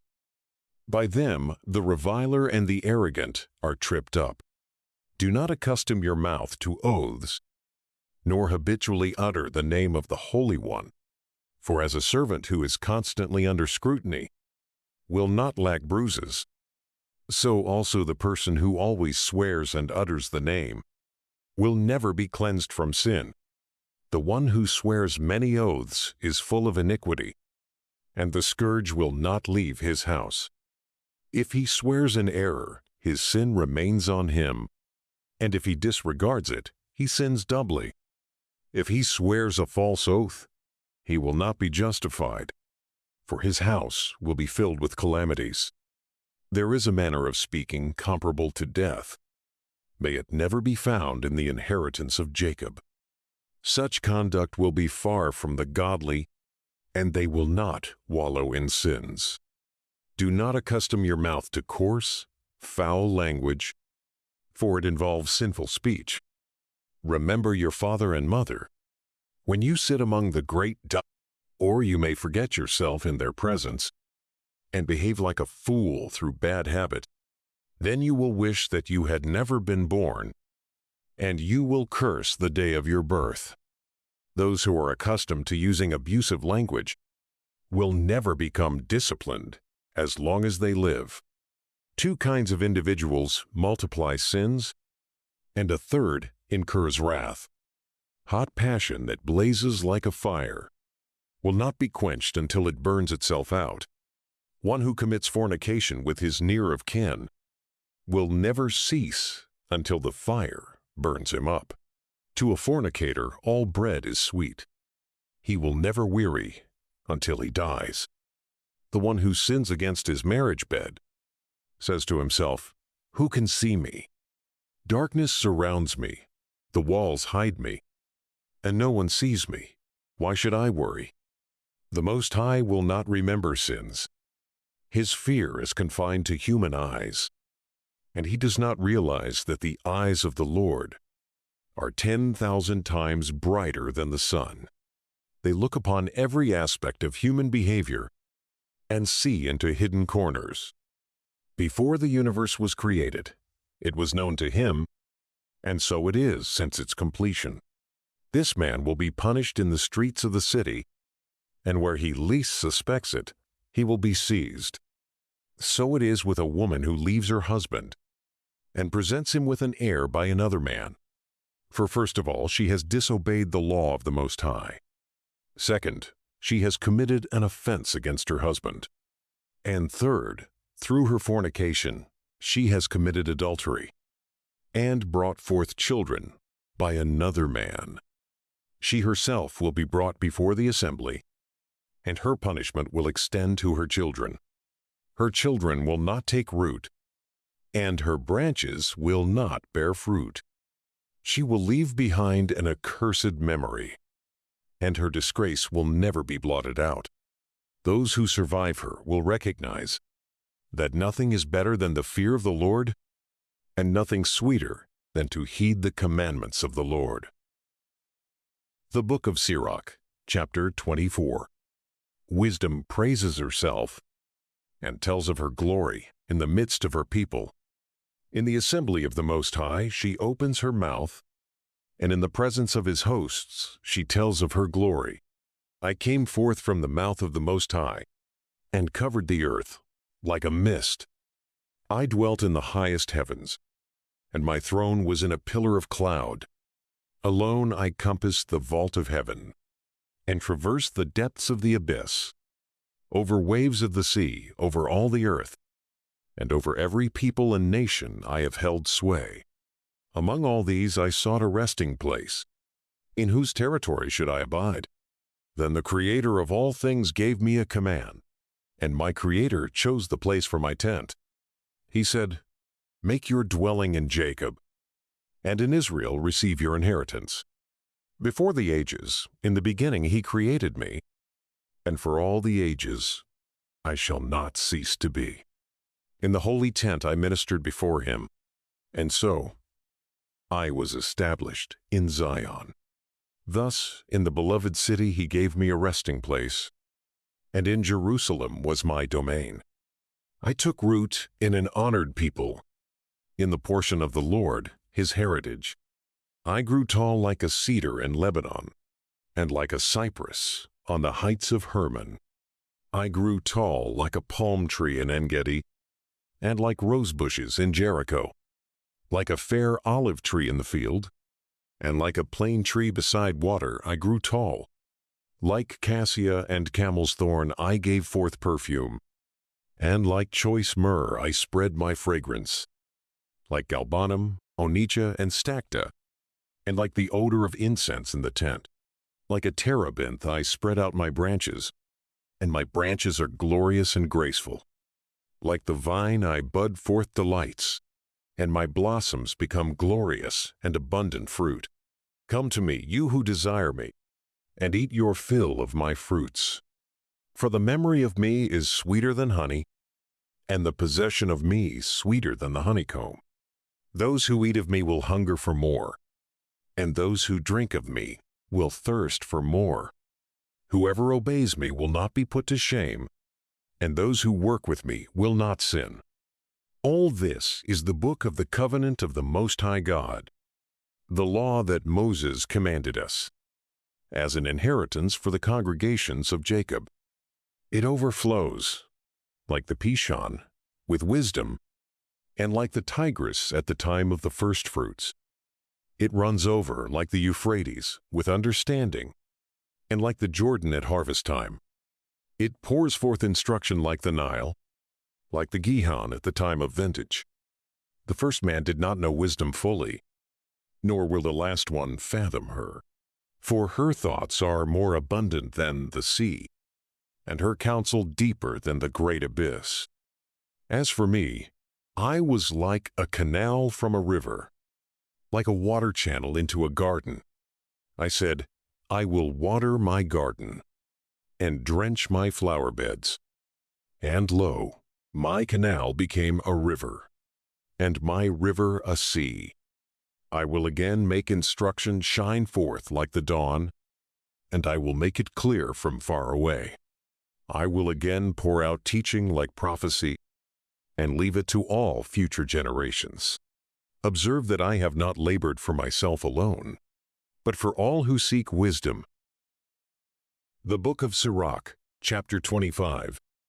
I take pleasure in 3 things, and they are beautiful in the sight of God and of mortals: agreement among brothers and sisters, friendship among neighbors, and a wife and a husband who live in harmony. I hate 3 kinds of people, and I loathe their manner of life: a pauper who boasts, a rich person who lies, and an old fool who commits adultery. If you gathered nothing in your youth, how can you find anything in your old age? How attractive is sound judgment in the gray-haired, and for the aged to possess good counsel. How attractive is wisdom in the aged, and understanding and counsel in the venerable. Rich experience is the crown of the aged, and their boast is the fear of the Lord. I can think of 9 whom I would call blessed, and a 10th my tongue proclaims: a man who can rejoice in his children, a man who lives to see the downfall of his foes. Happy the man who lives with a sensible wife, and the one who does not plow with ox and ass together. Happy is the one who does not sin with the tongue, and the one who has not served an inferior. Happy is the one who finds a friend, and the one who speaks to attentive listeners. How great is the one who finds wisdom, but none is superior to the one who fears the Lord. Fear of the Lord surpasses everything. To whom can we compare the one who has it? Any wound, but not a wound of the heart. Any wickedness, but not the wickedness of a woman. Any suffering, but not suffering from those who hate. And any vengeance, but not the vengeance of enemies. There is no venom worse than a snake's venom, and no anger worse than a woman's wrath. I would rather live with a lion and a dragon than live with an evil woman. A woman's wickedness changes her appearance and darkens her face like that of a bear. Her husband sits among the neighbors, and he cannot help sighing bitterly. Any iniquity is small compared to a woman's iniquity. May a sinner's lot befall her. A sandy ascent for the feet of the aged. Such is a garrulous wife to a quiet husband. Do not be ensnared by a woman's beauty, and do not desire a woman for her possessions. There is wrath and impudence and great disgrace when a wife supports her husband. Dejected mind, gloomy face, and wounded heart come from an evil wife. Drooping hands and weak knees come from the wife who does not make her husband happy. From a woman, sin had its beginning, and because of her we all die. Allow no outlet to water, and no boldness of speech to an evil wife. If she does not go as you direct, separate her from yourself. The Book of Sirach, chapter 26. Happy is the husband of a good wife. The number of his days will be doubled. A loyal wife brings joy to her husband, and he will complete his years in peace. A good wife is a great blessing. She will be granted among the blessings of the man who fears the Lord. Whether rich or poor, his heart is content, and at all times his face is cheerful. Of 3 things my heart is frightened, and of a 4th I am in great fear: Slander in the city, the gathering of a mob, and false accusation, all these are worse than death. But it is heartache and sorrow when a wife is jealous of a rival, and a tongue-lashing makes it known to all. A bad wife is a chafing yoke. Taking hold of her is like grasping a scorpion. A drunken wife arouses great anger. She cannot hide her shame. The haughty stare betrays an unchaste wife. Her eyelids give her away. Keep strict watch over a headstrong daughter, or else, when she finds liberty, she will make use of it. Be on guard against her impudent eye, and do not be surprised if she sins against you. As a thirsty traveler opens his mouth and drinks from any water near him, so she will sit in front of every tent peg and open her quiver to the arrow. A wife's charm delights her husband, and her skill puts flesh on his bones. A silent wife is a gift from the Lord, and nothing is so precious as her self-discipline. A modest wife adds charm to charm, and no scales can weigh the value of her chastity. Like the sun rising in the heights of the Lord, so is the beauty of a good wife in her well-ordered home. Like the shining lamp on the holy lampstand, so is a beautiful face on a stately figure. Like golden pillars on silver bases, so are shapely legs and steadfast feet. My child, keep sound the bloom of your youth, and do not give your strength to strangers. Seek a fertile field within the whole plain, and sow it with your own seed, trusting in your fine stock. So your offspring will prosper, and, having confidence in their good descent, will grow great. A prostitute is regarded as spittle, and a married woman as a tower of death to her lovers. A godless wife is given as a portion to a lawless man, but a pious wife is given to the man who fears the Lord. A shameless woman constantly acts disgracefully, but a modest daughter will even be embarrassed before her husband. A headstrong wife is regarded as a dog, but one who has a sense of shame will fear the Lord. A wife honoring her husband will seem wise to all, but if she dishonors him in her pride, she will be known to all as ungodly. Happy is the husband of a good wife, for the number of his years will be doubled. A loud-voiced and garrulous wife is like a trumpet sounding the charge, and every person like this lives in the anarchy of war. At two things my heart is grieved, and because of a third anger comes over me: a warrior in want through poverty, intelligent men who are treated contemptuously, and a man who turns back from righteousness to sin.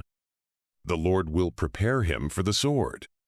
A merchant can hardly keep from wrongdoing, nor is a tradesman innocent of sin. The Book of Sirach, chapter 27.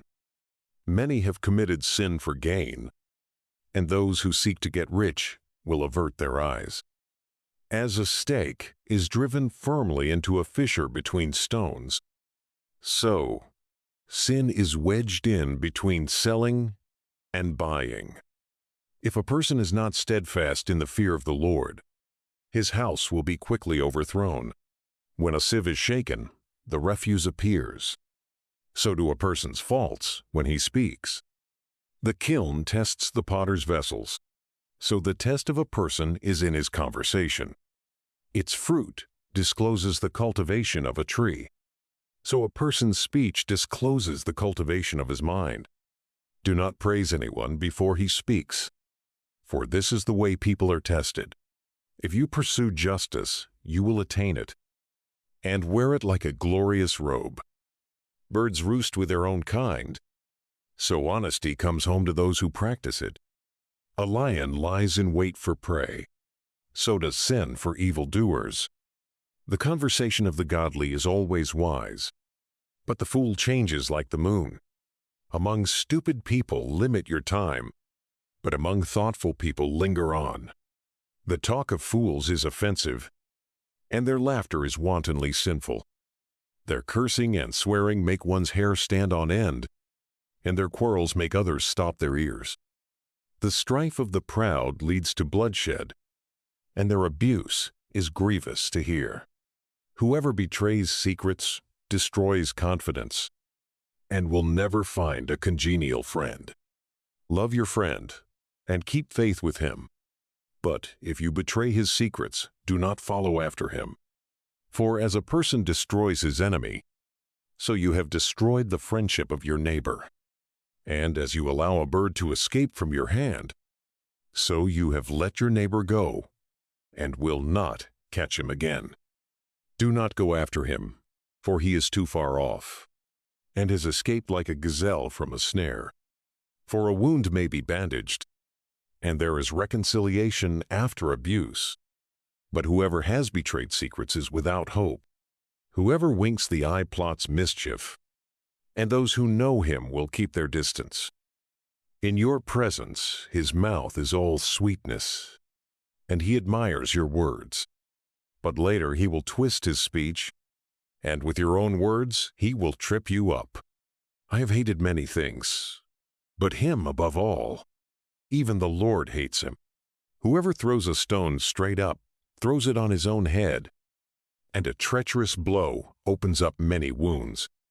Whoever digs a pit will fall into it, and whoever sets a snare will be caught in it. If a person does evil, it will roll back upon him, and he will not know where it came from. Mockery and abuse issue from the proud, but vengeance lies in wait for them like a lion. Those who rejoice in the fall of the godly will be caught in a snare, and pain will consume them before their death.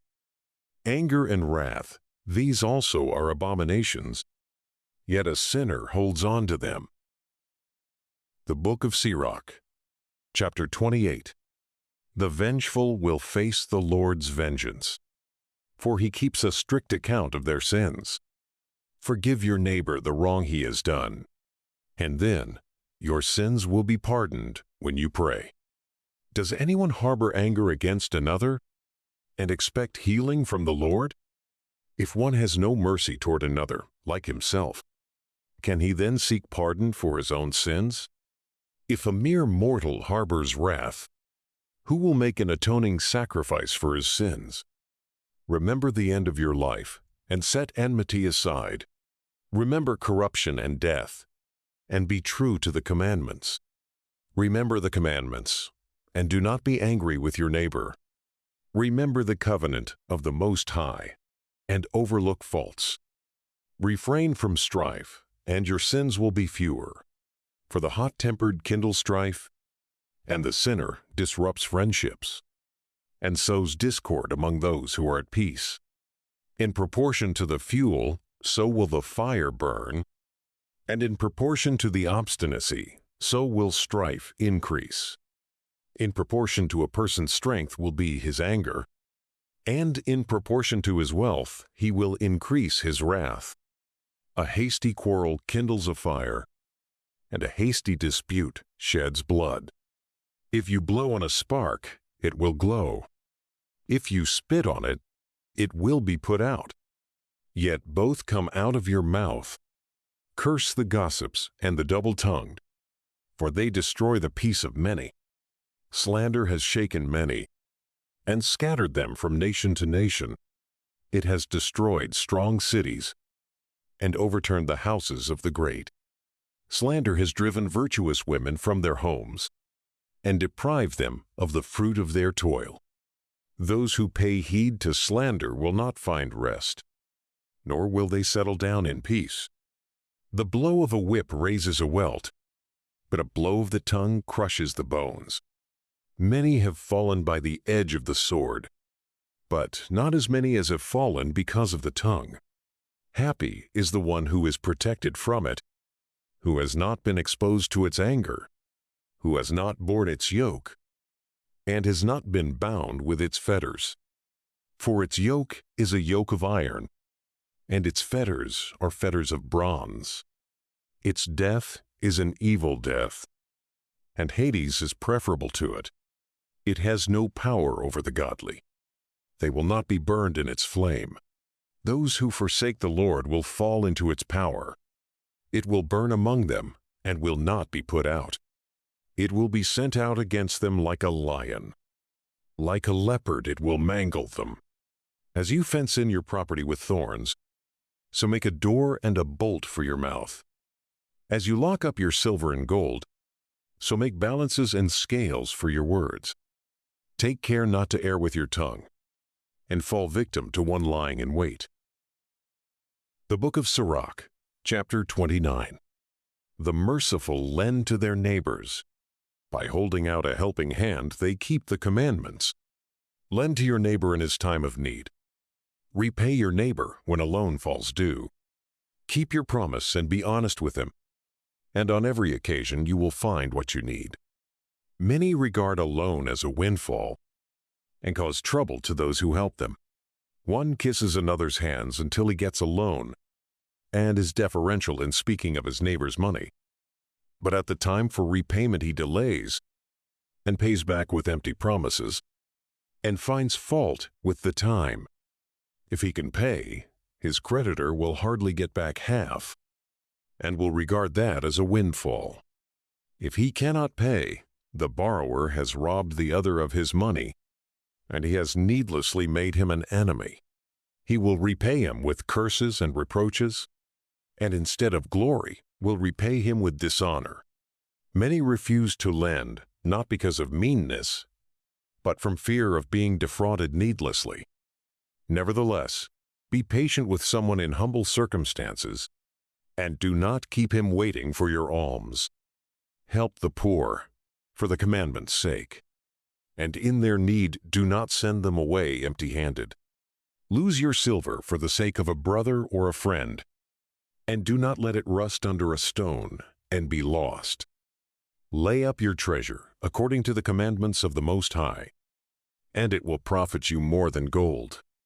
Store up almsgiving in your treasury, and it will rescue you from every disaster. Better than a stout shield and a sturdy spear, it will fight for you against the enemy. A good person will be surety for his neighbor, but the one who has lost all sense of shame will fail him. Do not forget the kindness of your guarantor, for he has given his life for you. A sinner wastes the property of his guarantor, and the ungrateful person abandons his rescuer. Being surety has ruined many who were prosperous, and has tossed them about like waves of the sea. It has driven the influential into exile, and they have wandered among foreign nations. The sinner comes to grief through surety. His pursuit of gain involves him in lawsuits. Assist your neighbor to the best of your ability, but be careful not to fall yourself. The necessities of life are water, bread, and clothing, and also a house to assure privacy. Better is the life of the poor under their own crude roof than sumptuous food in the house of others. Be content with little or much, and you will hear no reproach for being a guest. It is a miserable life to go from house to house. As a guest, you should not open your mouth. You will play the host and provide drink without being thanked. And besides this, you will hear rude words like these. Come here, stranger, prepare the table. Let me eat what you have there. Be off, stranger, for an honored guest is here. My brother has come for a visit and I need the guest room. It is hard for a sensible person to bear, scolding about lodging and the insults of the moneylender. The Book of Sirach, chapter 30. He who loves his son will whip him often, so that he may rejoice at the way he turns out.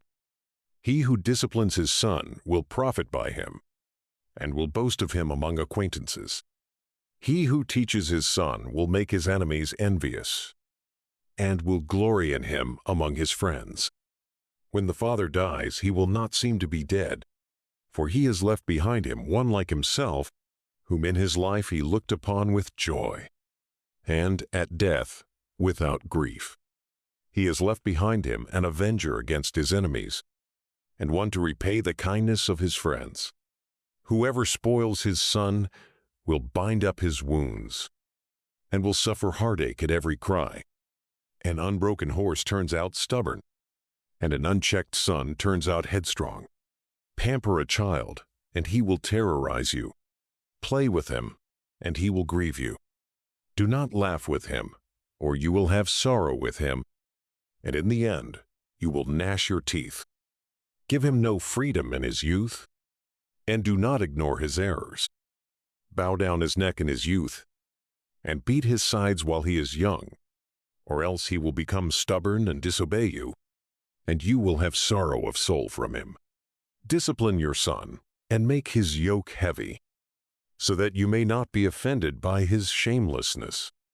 Better off, poor, healthy, and fit, than rich and afflicted in body. Health and fitness are better than any gold, and a robust body than countless riches. There is no wealth better than health of body, and no gladness above joy of heart. Death is better than a life of misery, and eternal sleep than chronic sickness. Good things poured out upon a mouth that is closed are like offerings of food placed upon a grave. Of what use to an idol is a sacrifice? For it can neither eat nor smell. So was the one punished by the Lord. He sees with his eyes and groans, as a eunuch groans when embracing a girl. Do not give yourself over to sorrow, and do not distress yourself deliberately. A joyful heart is life itself, and rejoicing lengthens one's lifespan. Indulge yourself and take comfort, and remove sorrow far from you, for sorrow has destroyed many, and no advantage ever comes from it. Jealousy and anger shorten life, and anxiety brings on premature old age.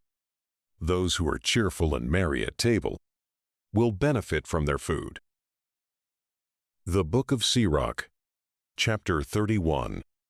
Wakefulness over wealth wastes away one's flesh, and anxiety about it drives away sleep. Wakeful anxiety prevents slumber, and a severe illness carries off sleep.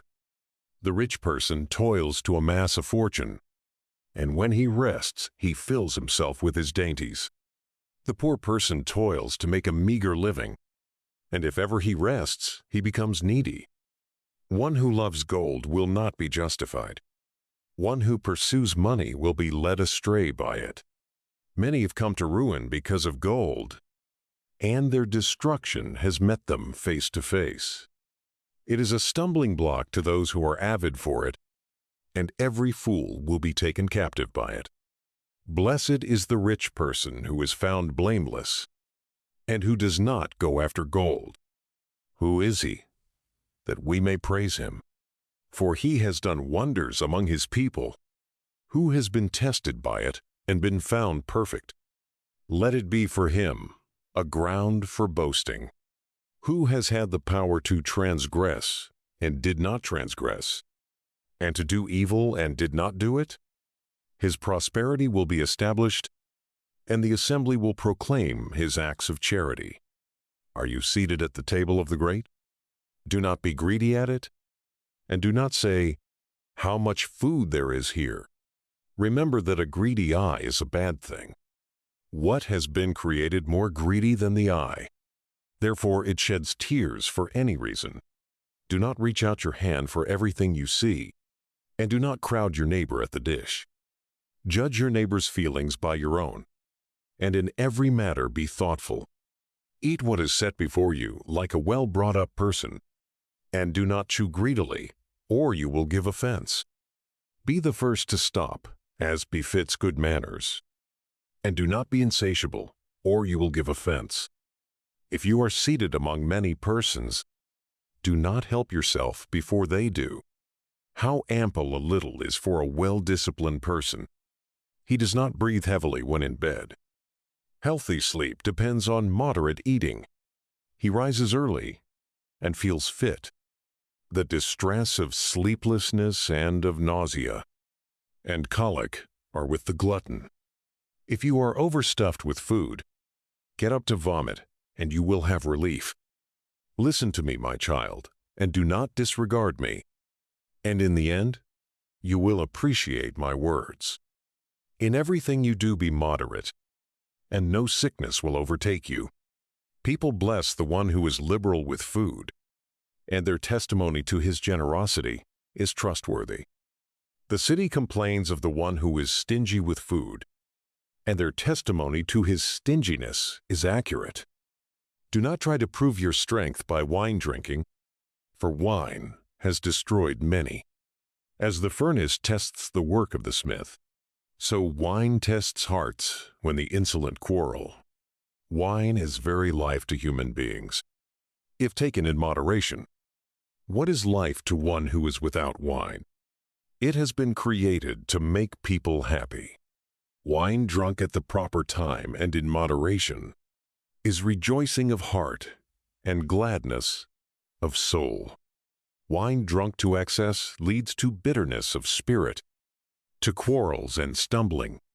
Drunkenness increases the anger of a fool to his own hurt, reducing his strength and adding wounds. Do not reprove your neighbor at a banquet of wine, and do not despise him in his merrymaking. Speak no word of reproach to him, and do not distress him by making demands of him. The Book of Sirach, chapter 32. If they make you master of the feast, do not exalt yourself. Be among them as one of their number. Take care of them first, and then sit down.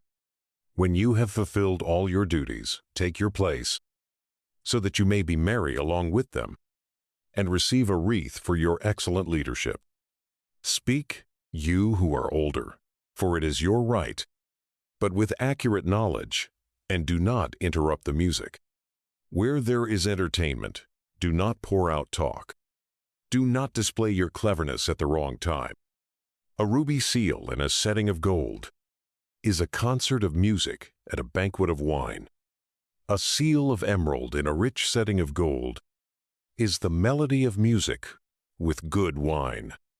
Speak, you who are young, if you are obliged to, but no more than twice, and only if asked. Be brief, say much in few words. Be as one who knows, and can still hold his tongue. Among the great do not act as their equal, and when another is speaking, do not babble. Lightning travels ahead of the thunder, and approval goes before one who is modest. Leave in good time, and do not be the last. Go home quickly, and do not linger. Amuse yourself there to your heart's content, but do not sin through proud speech. But above all, bless your Maker, who fills you with his good gifts. The one who seeks God will accept his discipline, and those who rise early to seek him will find favor. The one who seeks the law will be filled with it, but the hypocrite will stumble at it.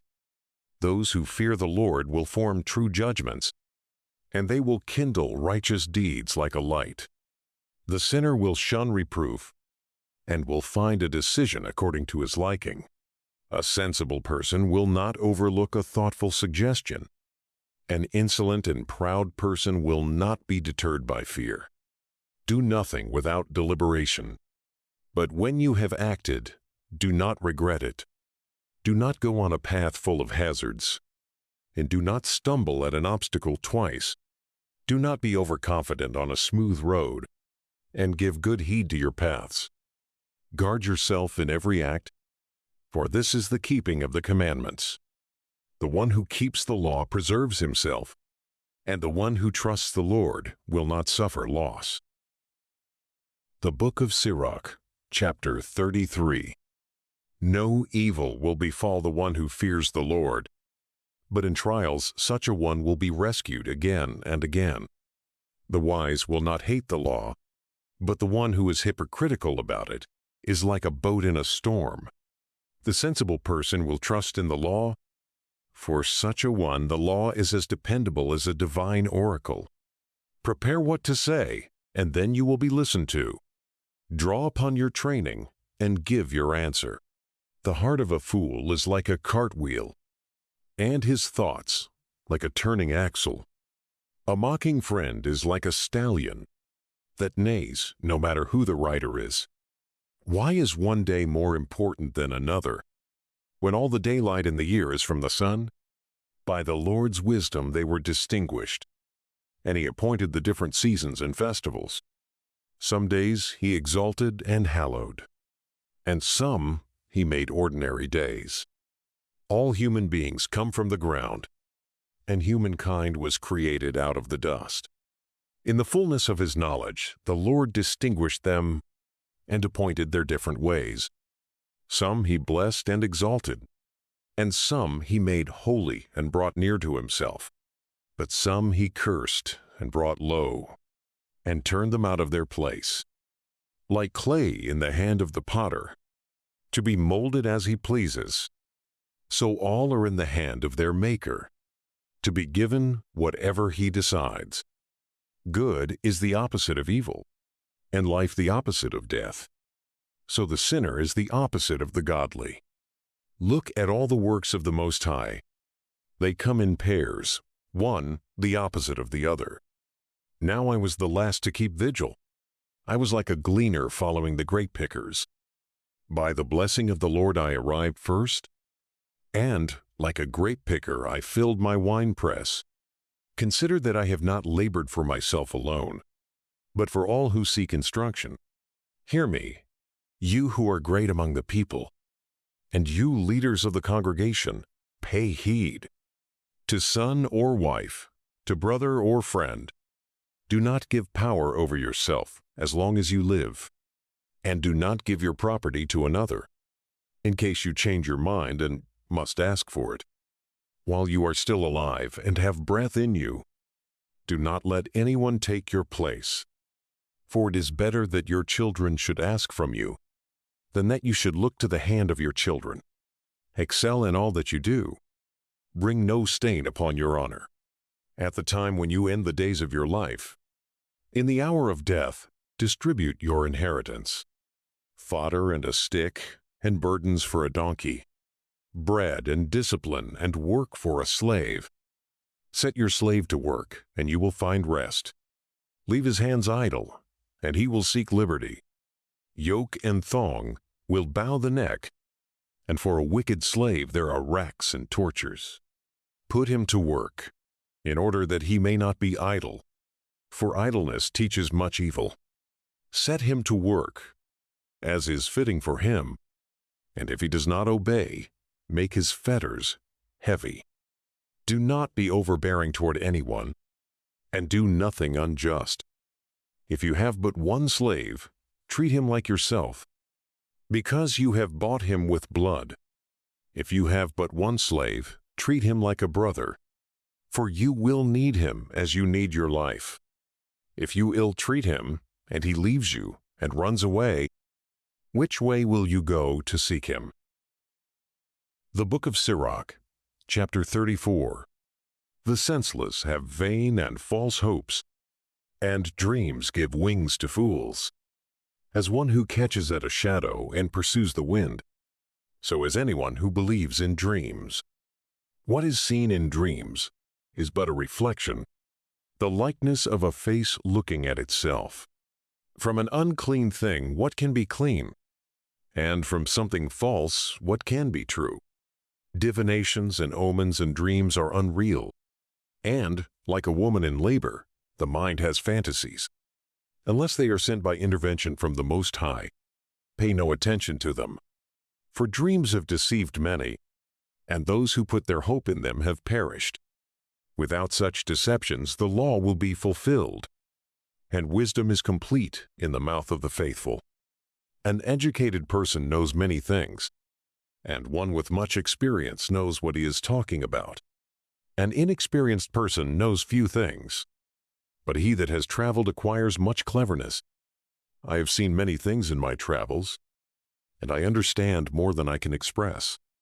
I have often been in danger of death, but have escaped because of these experiences. The spirit of those who fear the Lord will live, for their hope is in him who saves them.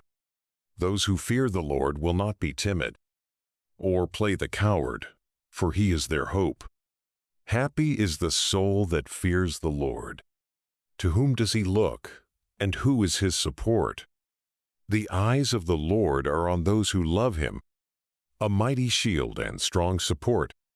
a shelter from scorching wind and a shade from noonday sun, a guard against stumbling and a help against falling. He lifts up the soul and makes the eyes sparkle. He gives health and life and blessing. If one sacrifices ill-gotten goods, the offering is blemished. The gifts of the lawless are not acceptable. The Most High is not pleased with the offerings of the ungodly, nor for a multitude of sacrifices does he forgive sins. Like one who kills a son before his father's eyes is the person who offers a sacrifice from the property of the poor. The bread of the needy is the life of the poor. Whoever deprives them of it is a murderer. To take away a neighbor's living is to commit murder. To deprive an employee of wages is to shed blood. When one builds and another tears down, what do they gain but hard work? When one prays and another curses, to whose voice will the Lord listen? If one washes after touching a corpse and touches it again, what has been gained by washing? So if one fasts for his sins and goes again and does the same things, who will listen to his prayer? And what has he gained by humbling himself? The Book of Sirach, chapter 35. The one who keeps the law makes many offerings. One who heeds the commandments makes an offering of well-being. The one who returns a kindness offers choice flour, and one who gives alms sacrifices a thank offering. To keep from wickedness is pleasing to the Lord, and to forsake unrighteousness is an atonement. Do not appear before the Lord empty-handed, for all that you offer is in fulfillment of the commandment. The offering of the righteous enriches the altar, and its pleasing odor rises before the Most High. The sacrifice of the righteous is acceptable, and it will never be forgotten. Be generous when you worship the Lord, and do not stint the first fruits of your hands. With every gift show a cheerful face, and dedicate your tithe with gladness. Give to the Most High as He has given to you, and as generously as you can afford. For the Lord is the one who repays, and He will repay you sevenfold. Do not offer Him a bribe, for He will not accept it. And do not rely on a dishonest sacrifice, for the Lord is the judge, and with Him there is no partiality. He will not show partiality to the poor, but He will listen to the prayer of one who is wronged. He will not ignore the supplication of the orphan, or the widow when she pours out her complaint. Do not the tears of the widow run down her cheek, as she cries out against the one who causes them to fall? The one whose service is pleasing to the Lord will be accepted, and his prayer will reach to the clouds. The prayer of the humble pierces the clouds, and it will not rest until it reaches its goal. It will not desist until the Most High responds, and does justice for the righteous, and executes judgment. Indeed, the Lord will not delay, and like a warrior will not be patient, until He crushes the loins of the unmerciful, and repays vengeance on the nations, until He destroys the multitude of the insolent, and breaks the scepters of the unrighteous, until He repays mortals according to their deeds, and the works of all according to their thoughts, until He judges the case of His people, and makes them rejoice in His mercy. His mercy is as welcome in time of distress as clouds of rain in time of drought. The Book of Sirach, chapter 36. Have mercy upon us, O God of all, and put all the nations in fear of you. Lift up your hand against foreign nations, and let them see your might. As you have used us to show your holiness to them, so use them to show your glory to us. Then they will know, as we have known, that there is no God but you, O Lord. Give new signs and work other wonders. Make your hand and right arm glorious. Rouse your anger and pour out your wrath. Destroy the adversary and wipe out the enemy. Hasten the day and remember the appointed time, and let people recount your mighty deeds. Let survivors be consumed in the fiery wrath, and may those who harm your people meet destruction. Crush the heads of hostile rulers, who say, "There is no one but ourselves." Gather all the tribes of Jacob, and give them their inheritance, as at the beginning. Have mercy, O Lord, on the people called by your name, on Israel, whom you have named your firstborn. Have pity on the city of your sanctuary, Jerusalem, the place of your dwelling. Fill Zion with your majesty, and your temple with your glory. Bear witness to those whom you created in the beginning, and fulfill the prophecies spoken in your name. Reward those who wait for you, and let your prophets be found trustworthy. Hear, O Lord, the prayer of your servants according to your good will toward your people, and all who are on the earth will know that you are the Lord, the God of the ages. The stomach will take any food, yet one food is better than another. As the palate tastes the kinds of game, so an intelligent mind detects false words. A perverse mind will cause grief, but a person with experience will pay him back. A woman will accept any man as a husband, but one girl is preferable to another. A woman's beauty lights up a man's face, and there is nothing he desires more. If kindness and humility mark her speech, her husband is more fortunate than other men. He who acquires a wife gets his best possession, a helper fit for him and a pillar of support. Where there is no fence, the property will be plundered, and where there is no wife, a man will become a fugitive and a wanderer. For who will trust a nimble robber that skips from city to city? So who will trust a man that has no nest, but lodges wherever night overtakes him? The Book of Sirach, Chapter 37. Every friend says, "I too am a friend," but some friends are friends only in name. Is it not a sorrow like that for death itself, when a dear friend turns into an enemy? O inclination to evil, why were you formed? To cover the land with deceit? Some companions rejoice in the happiness of a friend, but in time of trouble they are against him. Some companions help a friend for their stomach's sake, yet in battle they will carry his shield.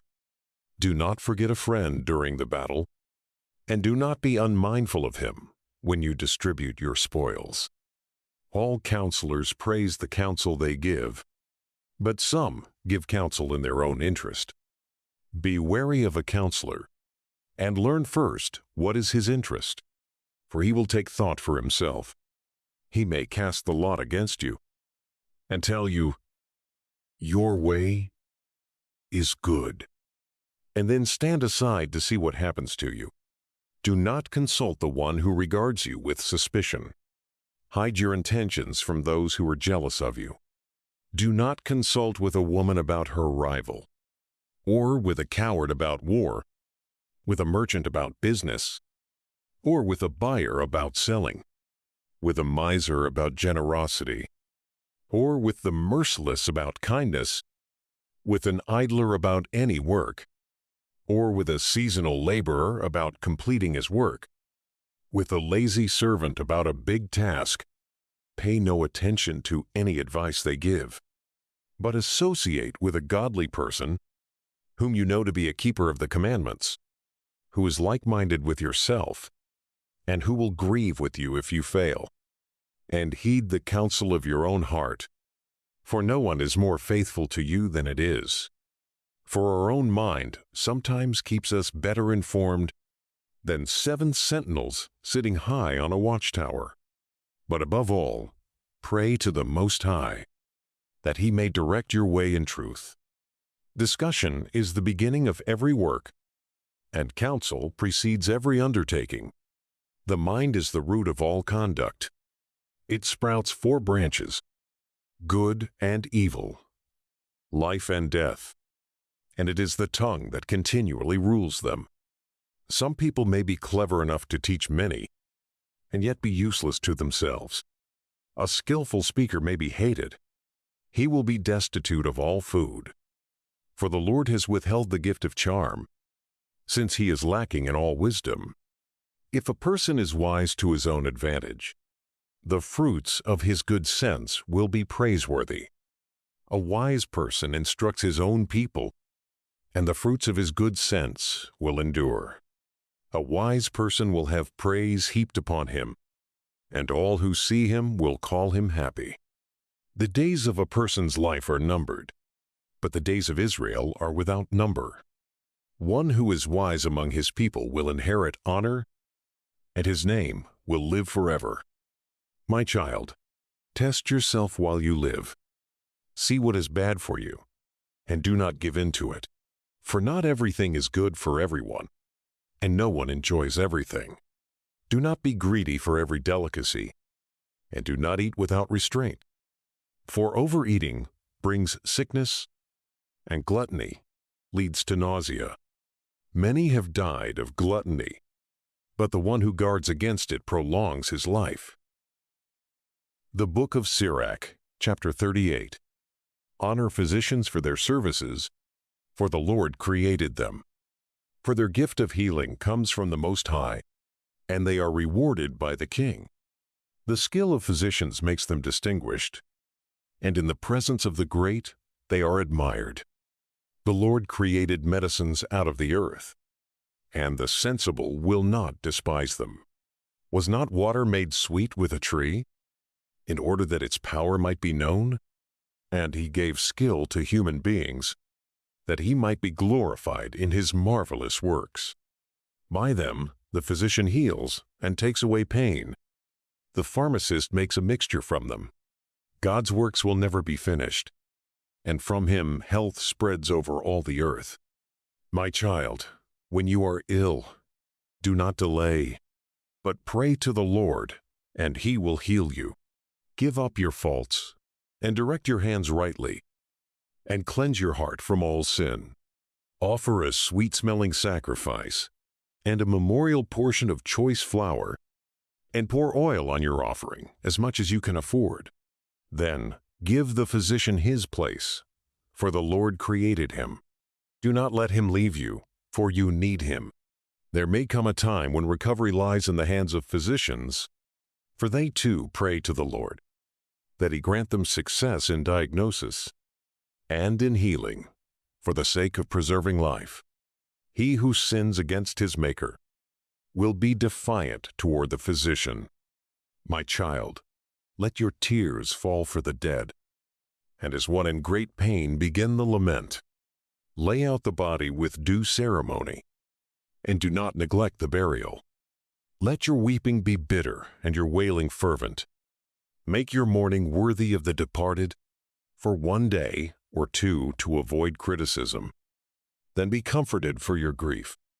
For grief may result in death, and a sorrowful heart saps one's strength. When a person is taken away, sorrow is over. But the life of the poor weighs down the heart. Do not give your heart to grief.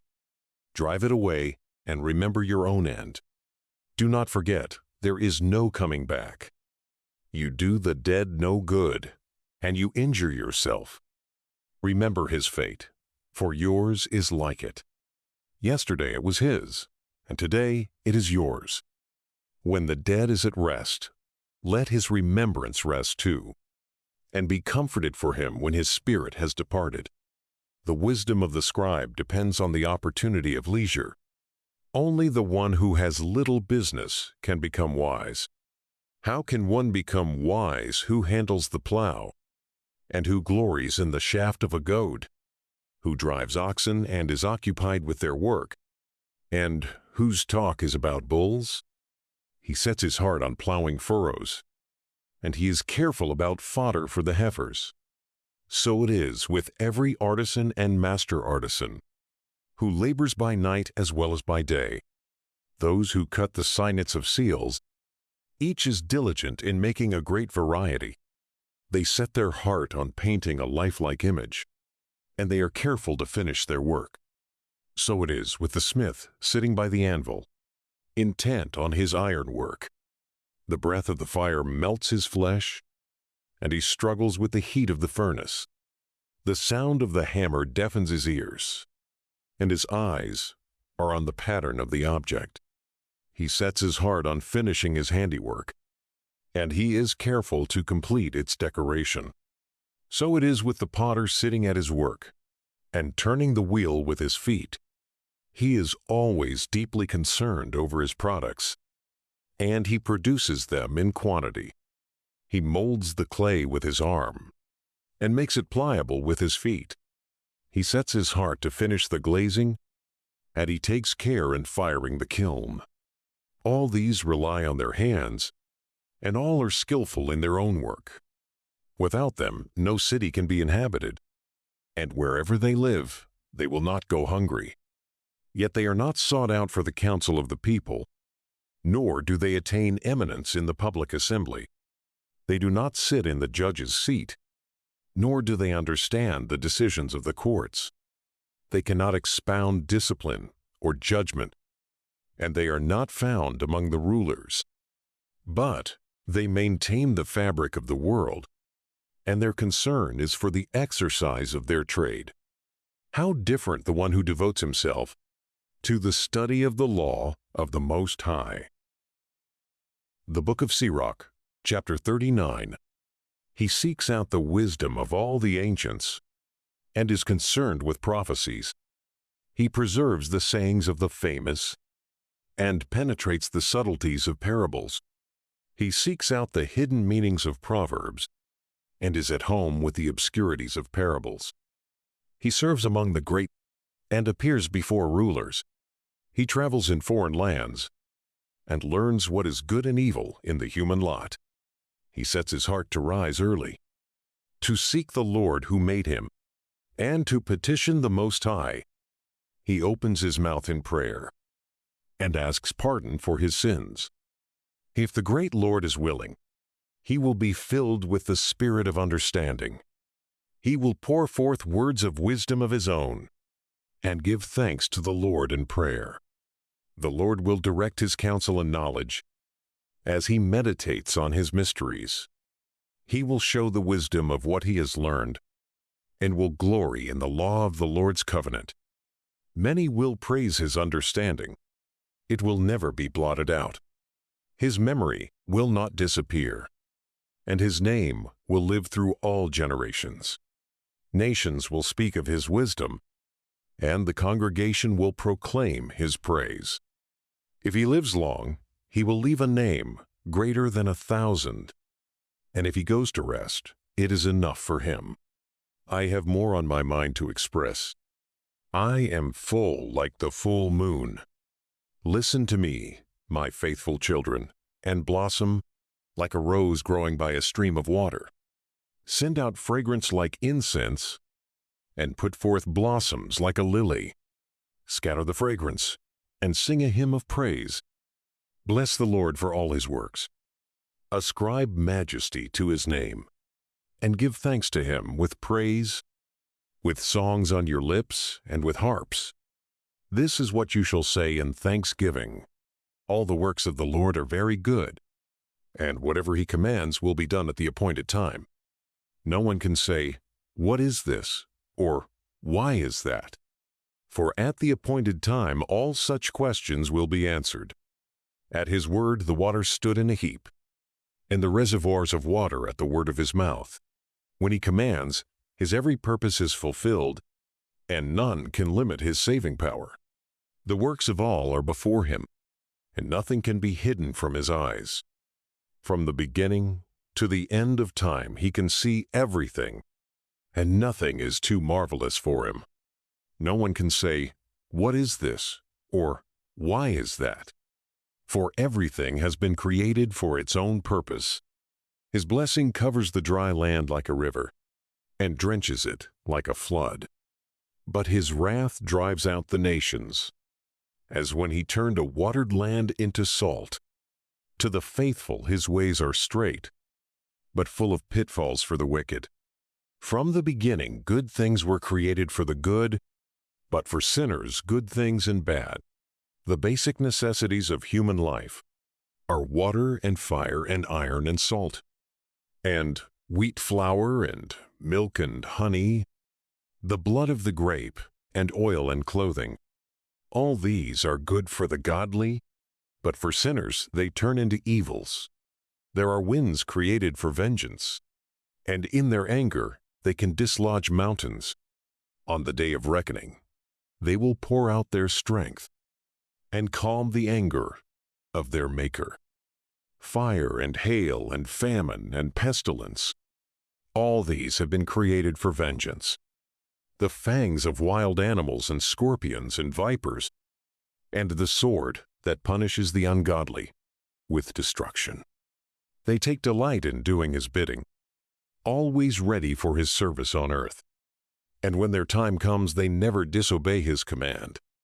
So from the beginning I have been convinced of all this, and have thought it out and left it in writing. All the works of the Lord are good, and he will supply every need in its time. No one can say, this is not as good as that, for everything proves good in its appointed time. So now sing praise with all your heart and voice, and bless the name of the Lord. The Book of Sirach, chapter 40. Hard work was created for everyone, and a heavy yoke is laid on the children of Adam, from the day they come forth from their mother's womb, until the day they return to the mother of all the living. Perplexities and fear of heart are theirs, and anxious thought of the day of their death. From the one who sits on a splendid throne, to the one who grovels in dust and ashes, from the one who wears purple and a crown, to the one who is clothed in burlap, there is anger and envy and trouble and unrest, and fear of death and fury and strife. And when one rests upon his bed, his sleep at night confuses his mind. He gets little or no rest. He struggles in his sleep as he did by day. He is troubled by the visions of his mind, like one who has escaped from the battlefield. At the moment he reaches safety, he wakes up, astonished that his fears were groundless. To all creatures, human and animal, but to sinners 7 times more, come death and bloodshed and strife and sword, calamities and famine and ruin and plague. All these were created for the wicked, and on their account the flood came. All that is of earth returns to earth, and what is from above returns above. All bribery and injustice will be blotted out, but good faith will last forever.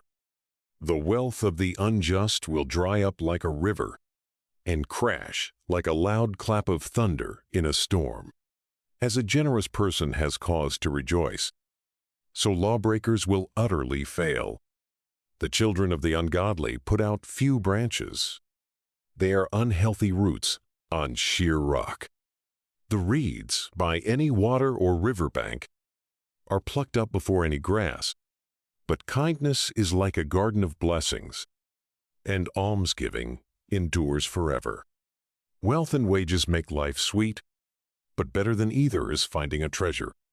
Children and the building of a city establish one's name, but better than either is the one who finds wisdom. Cattle and orchards make one prosperous, but a blameless wife is accounted better than either. Wine and music gladden the heart, but the love of friends is better than either. The flute and the harp make sweet melody, but a pleasant voice is better than either. The eye desires grace and beauty, but the green shoots of grain more than either. A friend or companion is always welcome, but a sensible wife is better than either. Kindred and helpers are for a time of trouble, but almsgiving rescues better than either. Gold and silver make one stand firm, but good counsel is esteemed more than either. Riches and strength build up confidence, but the fear of the Lord is better than either. There is no want in the fear of the Lord, and with it there is no need to seek for help. The fear of the Lord is like a garden of blessing, and covers a person better than any glory. My child, do not lead the life of a beggar. It is better to die than to beg. When one looks to the table of another, One's way of life cannot be considered a life. One loses self-respect with another person's food, but one who is intelligent and well-instructed guards against that. In the mouth of the shameless begging is sweet, but it kindles a fire inside him. The Book of Sirach, chapter 41. O death, how bitter is the thought of you! To the one at peace among possessions, who has nothing to worry about and is prosperous in everything, and still is vigorous enough to enjoy food. O death, how welcome is your sentence! To one who is needy and failing in strength, worn down by age and anxious about everything. To one who is contrary and has lost all patience. Do not fear death's decree for you. Remember those who went before you and those who will come after. This is the Lord's decree for all flesh. Why then should you reject the will of the Most High? Whether life lasts for 10 years, or 100, or 1,000, there are no questions asked in Hades. The children of sinners are abominable children, and they frequent the haunts of the ungodly. The inheritance of the children of sinners will perish, and on their offspring will be a perpetual disgrace. Children will blame an ungodly father, for they suffer disgrace because of him. Woe to you, the ungodly, who have forsaken the law of the Most High God. If you have children, calamity will be theirs. You will beget them only for groaning. When you stumble, there is lasting joy.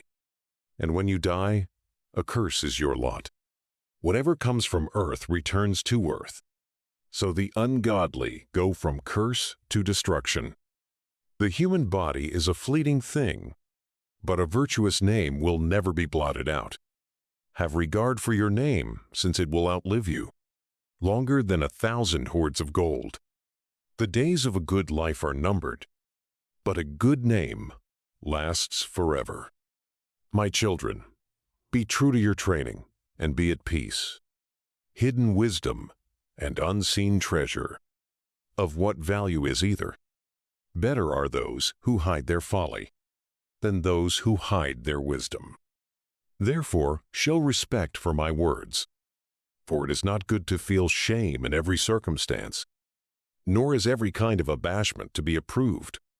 Be ashamed of sexual immorality before your father or mother, and of a lie before a prince or a ruler, of a crime before a judge or magistrate, and of a breach of the law before the congregation and the people, of unjust dealing before your partner or your friend, and of theft in the place where you live.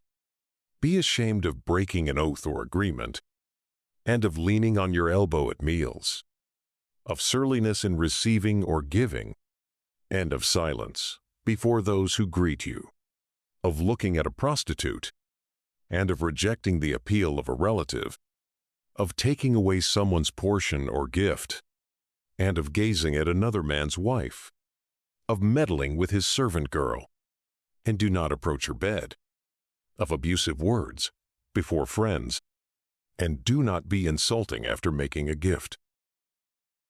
The Book of Sirach, chapter 42. Be ashamed of repeating what you hear, and of betraying secrets. Then you will show proper shame, and will find favor with everyone. Of the following things do not be ashamed, and do not sin to save face. Do not be ashamed of the law of the Most High and His covenant, and of rendering judgment to acquit the ungodly, of keeping accounts with a partner or with traveling companions, and of dividing the inheritance of friends, of accuracy with scales and weights, and of acquiring much or little, of profit from dealing with merchants, and of frequent disciplining of children, and of drawing blood from the back of a wicked slave. Where there is an untrustworthy wife, a seal is a good thing, and where there are many hands, lock things up. When you make a deposit, be sure it is counted and weighed, and when you give or receive, put it all in writing.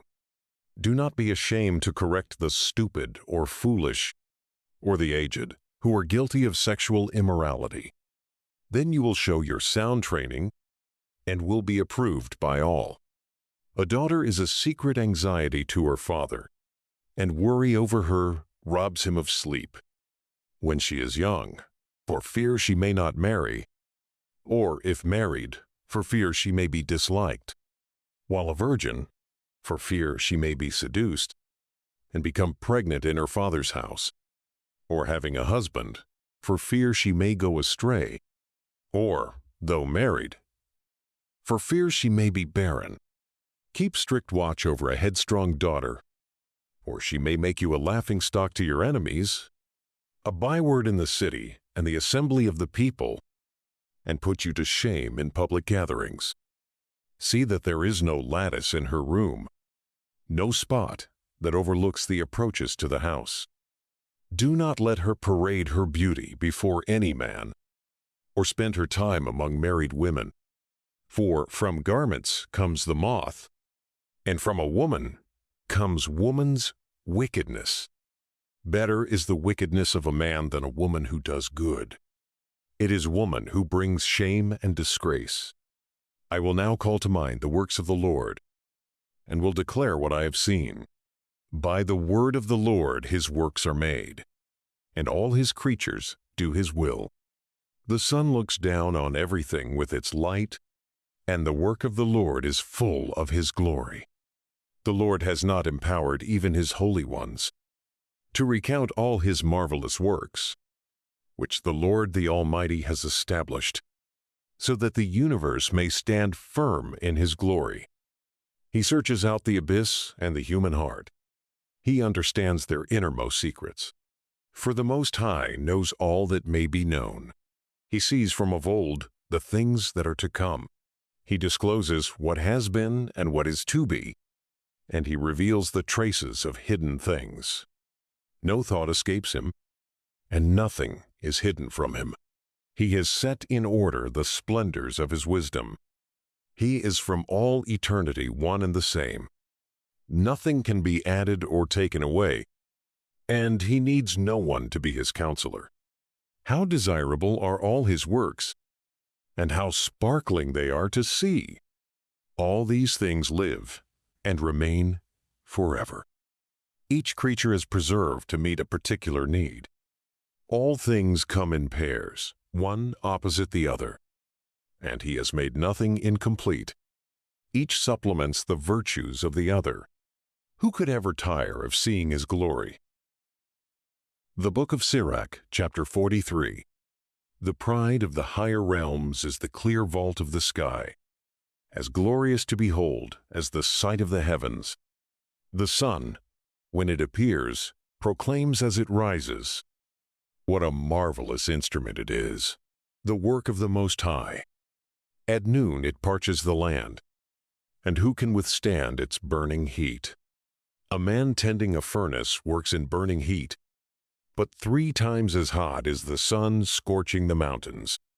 It breathes out fiery vapors, and its bright rays blind the eyes. Great is the Lord who made it. At his orders it hurries on its course.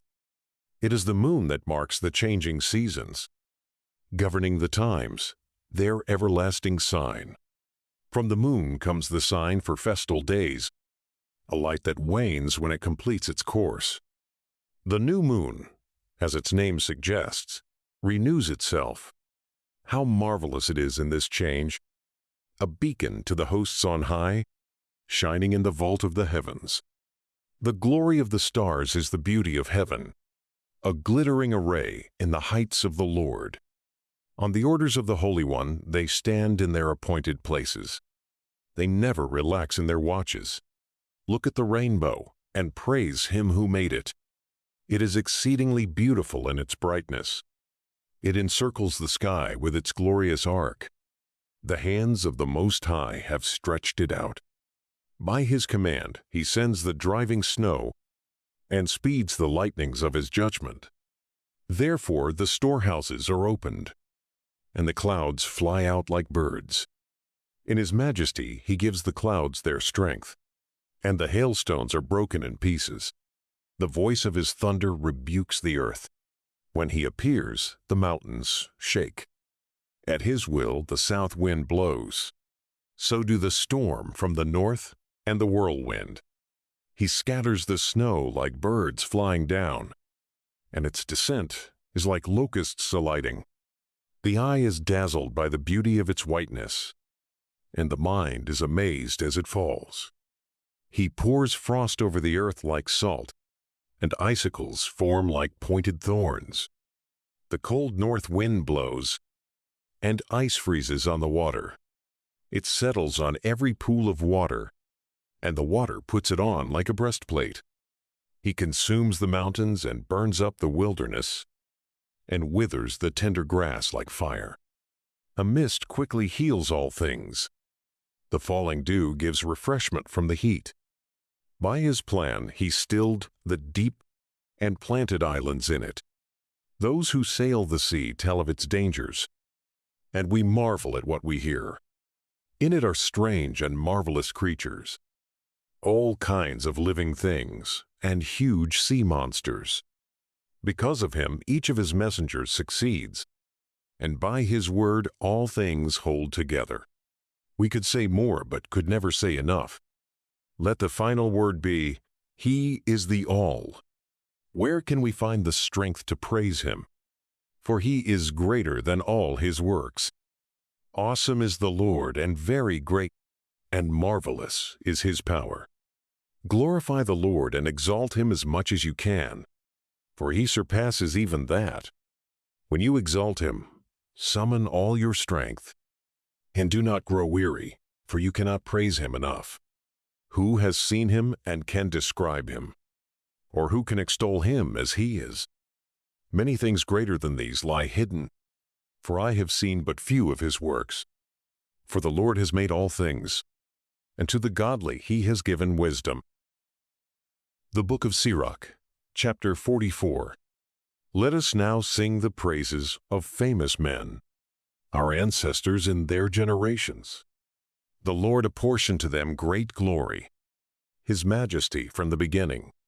There were those who ruled in their kingdoms and made a name for themselves by their valor, those who gave counsel because they were intelligent, those who spoke in prophetic oracles, those who led the people by their counsels, and by their knowledge of the people's lore. They were wise in their words of instruction, those who composed musical tunes or put verses in writing, rich men endowed with resources, living peacefully in their homes. All these were honored in their generations and were the pride of their times. Some of them have left behind a name, so that others declare their praise. But of others there is no memory. They have perished as though they had never existed. They have become as though they had never been born. They and their children after them. But these also were godly men, whose righteous deeds have not been forgotten. Their wealth will remain with their descendants, and their inheritance with their children's children. Their descendants stand by the covenants, their children also, for their sake. Their offspring will continue forever, and their glory will never be blotted out. Their bodies are buried in peace, but their name lives on generation after generation. The assembly declares their wisdom, and the congregation proclaims their praise. Enoch pleased the Lord, and was taken up, an example of repentance to all generations. Noah was found perfect and righteous. In the time of wrath he kept the race alive. Therefore a remnant was left on the earth. When the flood came, everlasting covenants were made with him, that all flesh should never again be blotted out by a flood. Abraham was the great father of a multitude of nations, and no one has been found like him in glory. He kept the law of the Most High, and entered into a covenant with him. He certified the covenant in his flesh, and when he was tested, he proved faithful. Therefore the Lord assured him with an oath, that the nations would be blessed through his offspring, that he would make him as numerous as the dust of the earth, and exalt his offspring like the stars, and give them an inheritance from sea to sea, and from the Euphrates to the ends of the earth. To Isaac also he gave the same assurance for the sake of his father Abraham, the blessing of all people and the covenant he made to rest on the head of Jacob. He acknowledged him with his blessings and gave him his inheritance. He divided his portions and distributed them among 12 tribes. From his descendants the Lord brought forth a godly man, who found favor in the sight of all. The Book of Sirach, chapter 45. And was beloved by God and people. Moses, whose memory is blessed. He made him equal in glory to the holy ones, and made him great to the terror of his enemies. By his words he performed swift miracles. The Lord glorified him in the presence of kings. He gave him commandments for his people, and revealed to him his glory. For his faithfulness and meekness he consecrated him, choosing him out of all humankind. He allowed him to hear his voice, and led him into the dark cloud, and gave him the commandments face to face, the law of life and knowledge, so that he might teach Jacob the covenant, and Israel his decrees. He exalted Aaron, a holy man like Moses, who was his brother of the tribe of Levi. He made an everlasting covenant with him, and gave him the priesthood of the people. He blessed him with stateliness, and put a glorious robe on him. He clothed him in perfect splendor, and strengthened him with the symbols of authority, the linen undergarments, the long robe, and the ephod. And he encircled him with pomegranates, with many golden bells all around, to send forth a sound as he walked, to make their ringing heard in the temple, as a reminder to his people, with the sacred vestment of gold and violet, and purple, the work of an embroiderer, with the oracle of judgment, Urim and Thummim, with twisted crimson, the work of an artisan, with precious stones engraved like seals, in a setting of gold, the work of a jeweler, to commemorate in engraved letters each of the tribes of Israel, with a gold crown upon his turban, inscribed like a seal with holiness, a distinction to be prized, the work of an expert, a delight to the eyes, richly adorned. Before him such beautiful things did not exist. No outsider ever put them on, but only his sons and his descendants in perpetuity. His sacrifices shall be wholly burned, twice every day continually. Moses ordained him and anointed him with holy oil. It was an everlasting covenant for him, and for his descendants, as long as the heavens endure, to minister to the Lord and serve as priest, and bless his people in his name. He chose him out of all the living, to offer sacrifice to the Lord, incense and a pleasing odor as a memorial portion, to make atonement for the people. In his commandments he gave him authority and statutes and judgments, to teach Jacob the testimonies, and to enlighten Israel with his law. Outsiders conspired against him, and envied him in the wilderness, Dathan and Abiram, and their followers, and the company of Korah, in wrath and anger. The Lord saw it and was not pleased, and in the heat of his anger they were destroyed. He performed wonders against them, to consume them in flaming fire. He added glory to Aaron, and gave him a heritage. He allotted to him the best of the firstfruits, and prepared bread of firstfruits in abundance. For they eat the sacrifices of the Lord, which he gave to him and his descendants. But in the land of the people he has no inheritance, and he has no portion among the people. For the Lord himself is his portion and inheritance. Phinehas, son of Eleazar, ranks third in glory, for being zealous in the fear of the Lord, and standing firm when the people turned away, in the noble courage of his soul, and he made atonement for Israel. Therefore a covenant of friendship was established with him, that he should be leader of the sanctuary and of his people, that he and his descendants should have the dignity of the priesthood forever.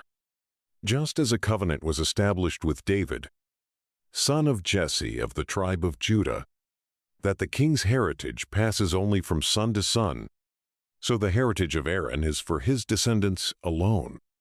And now bless the Lord, who has crowned you with glory. May the Lord grant you wisdom of mind, to judge his people with justice, so that their prosperity may not vanish, and that their glory may endure through all their generations. The Book of Sirach, chapter 46. Joshua, son of Nun, was mighty in war, and was the successor of Moses in the prophetic office. He became, as his name implies, a great savior of God's elect, to take vengeance on the enemies that rose against them, so that he might give Israel its inheritance. How glorious he was when he lifted his hands and brandished his sword against the cities. Who before him ever stood so firm? For he waged the wars of the Lord. Was it not through him that the sun stood still, and one day became as long as two? He called upon the Most High, the Mighty One, when enemies pressed him on every side, and the great Lord answered him with hailstones of mighty power. He overwhelmed that nation in battle, and on the slope he destroyed his opponents, so that the nations might know his armament, that he was fighting in the sight of the Lord, for he was a devoted follower of the Mighty One. And in the days of Moses he proved his loyalty, he and Caleb, son of Jephunneh. They opposed the congregation, restrained the people from sin, and stilled their wicked grumbling.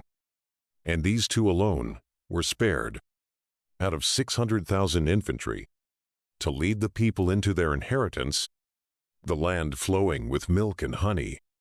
The Lord gave Caleb strength, which remained with him in his old age, so that he went up to the hill country, and his children obtained it for an inheritance, so that all the Israelites might see how good it is to follow the Lord. The judges also, with their respective names, whose hearts did not fall into idolatry, and who did not turn away from the Lord. May their memory be blessed. May their bones send forth new life from where they lie, and may the names of those who have been honored live again in their children. Samuel was beloved by his Lord. A prophet of the Lord, he established the kingdom and anointed rulers over his people. By the law of the Lord he judged the congregation, and the Lord watched over Jacob. By his faithfulness he was proved to be a prophet, and by his words he became known as a trustworthy seer. He called upon the Lord, the Mighty One, when his enemies pressed him on every side, and he offered in sacrifice a suckling lamb. Then the Lord thundered from heaven, and made his voice heard with a mighty sound. He subdued the leaders of the enemy, and all the rulers of the Philistines. Before the time of his eternal sleep, Samuel bore witness before the Lord and his anointed. No property, not so much as a pair of shoes, have I taken from anyone, and no one accused him. Even after he had fallen asleep, he prophesied, and made known to the king his death, and lifted up his voice from the ground, in prophecy, to blot out the wickedness of the people. The Book of Sirach, chapter 47. After him Nathan rose up to prophesy in the days of David. As the fat is set apart from the offering of well-being, so David was set apart from the Israelites. He played with lions as though they were young goats, and with bears as though they were lambs of the flock. In his youth did he not kill a giant, and take away the people's disgrace? When he whirled the stone in the sling, and struck down the boasting Goliath? For he called on the Lord, the Most High, and he gave strength to his right arm, to strike down a mighty warrior, and to exalt the power of his people. So they glorified him for the tens of thousands he conquered, and praised him for the blessings bestowed by the Lord, when the glorious diadem was given to him. For he wiped out his enemies on every side, and annihilated his adversaries, the Philistines. He crushed their power to our own day. In all that he did, he gave thanks to the Holy One, the Most High, proclaiming his glory. He sang praise with all his heart, and he loved his Maker. He placed singers before the altar to make sweet melody with their voices. He gave beauty to the festivals and arranged their times throughout the year, while they praised God's holy name, and the sanctuary resounded from early morning. The Lord took away his sins and exalted his power forever. He gave him a covenant of kingship and a glorious throne in Israel. After him a wise son rose up, who because of him lived in security. Solomon reigned in an age of peace, because God made all his borders tranquil, so that he might build a house in his name and provide a sanctuary to stand forever. How wise you were when you were young! You overflowed like the Nile with understanding. Your influence spread throughout the earth, and you filled it with proverbs having deep meaning. Your fame reached to far-off islands, and you were loved for your peaceful reign. Your songs, proverbs, and parables, and the answers you gave astounded the nations. In the name of the Lord God, who is called the God of Israel, you gathered gold like tin, and amassed silver like lead. But you brought in women to lie at your side, and through your body you were brought into subjection. You stained your honor and defiled your family line, so that you brought wrath upon your children, and they were grieved at your folly, because the sovereignty was divided, and a rebel kingdom arose out of Ephraim. But the Lord will never give up his mercy, or cause any of his works to perish. He will never blot out the descendants of his chosen one, or destroy the family line of him who loved him. So he gave a remnant to Jacob, and to David a root from his own family. Solomon rested with his ancestors, and left behind him one of his sons, broad in folly and lacking in sense, Rehoboam, whose policy drove the people to revolt. Then Jeroboam, son of Nebat, led Israel into sin, and started Ephraim on its sinful ways. Their sins increased more and more, until they were exiled from their land. For they sought out every kind of wickedness, until vengeance came upon them. The Book of Sirach, chapter 48. Then Elijah arose, a prophet like fire, and his word burned like a torch. He brought a famine upon them, and by his zeal he made them few in number. By the word of the Lord he shut up the heavens, and also 3 times brought down fire. How glorious you were, Elijah, in your wondrous deeds! Whose glory is equal to yours? You raised a corpse from death, and from Hades, by the word of the Most High. You sent kings down to destruction, and famous men from their sickbeds. You heard rebuke at Sinai, and judgments of vengeance at Horeb. You anointed kings to inflict retribution, and prophets to succeed you. You were taken up by a whirlwind of fire, in a chariot with horses of fire. At the appointed time it is written, you are destined to calm the wrath of God before it breaks out in fury, to turn the hearts of parents to their children, and to restore the tribes of Jacob. Happy are those who saw you, and were adorned with your love. For we also shall surely live. When Elijah was enveloped in the whirlwind, Elisha was filled with his spirit. He performed twice as many signs and marvels with every utterance of his mouth. Never in his lifetime did he tremble before any ruler, nor could anyone intimidate him at all. Nothing was too hard for him, and when he was dead, his body prophesied. In his life he did wonders, and in death his deeds were marvelous. Despite all this, the people did not repent, nor did they forsake their sins, until they were carried off as plunder from their land, and were scattered over all the earth. The people were left very few in number, but with a ruler from the house of David. Some of them did what was right, but others sinned more and more. Hezekiah fortified his city and brought water into its midst. He tunneled the rock with iron tools and built cisterns for the water. In his days Sennacherib invaded the country. He sent his commander and departed. He shook his fist against Zion and made great boasts in his arrogance.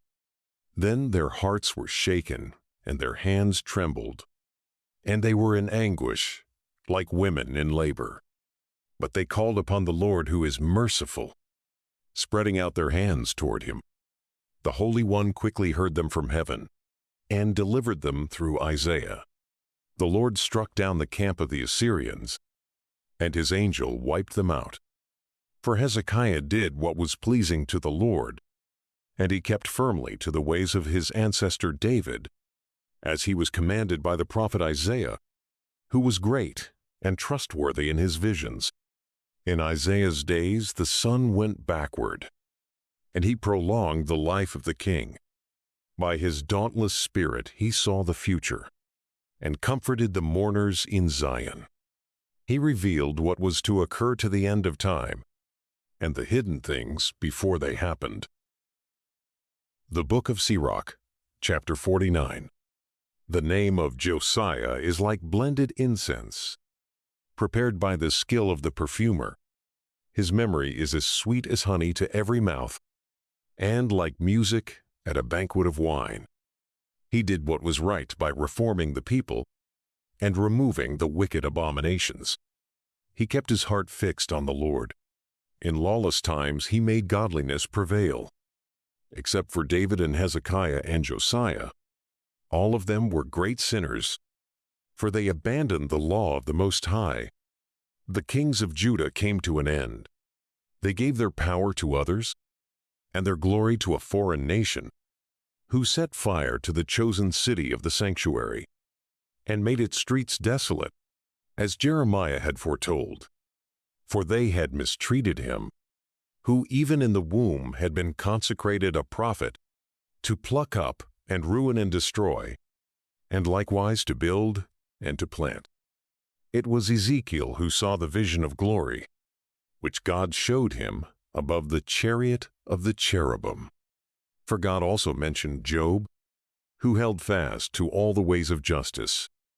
May the bones of the 12 prophets send forth new life from where they lie, for they comforted the people of Jacob and delivered them with confident hope. How shall we magnify Zerubbabel? He was like a signet ring on the right hand, and so was Jeshua, son of Jozadak. In their days they built the house and raised a temple holy to the Lord, destined for everlasting glory. The memory of Nehemiah also is lasting. He raised our fallen walls, and set up gates and bars, and rebuilt our ruined houses. Few have ever been created on earth like Enoch, for he was taken up from the earth. Nor was anyone ever born like Joseph. Even his bones were cared for. Shem and Seth and Enosh were honored, but above every other created living being was Adam. The Book of Sirach, chapter 50. The leader of his brothers and the pride of his people was the high priest Simon son of Onias, who in his life repaired the house, and in his time fortified the temple.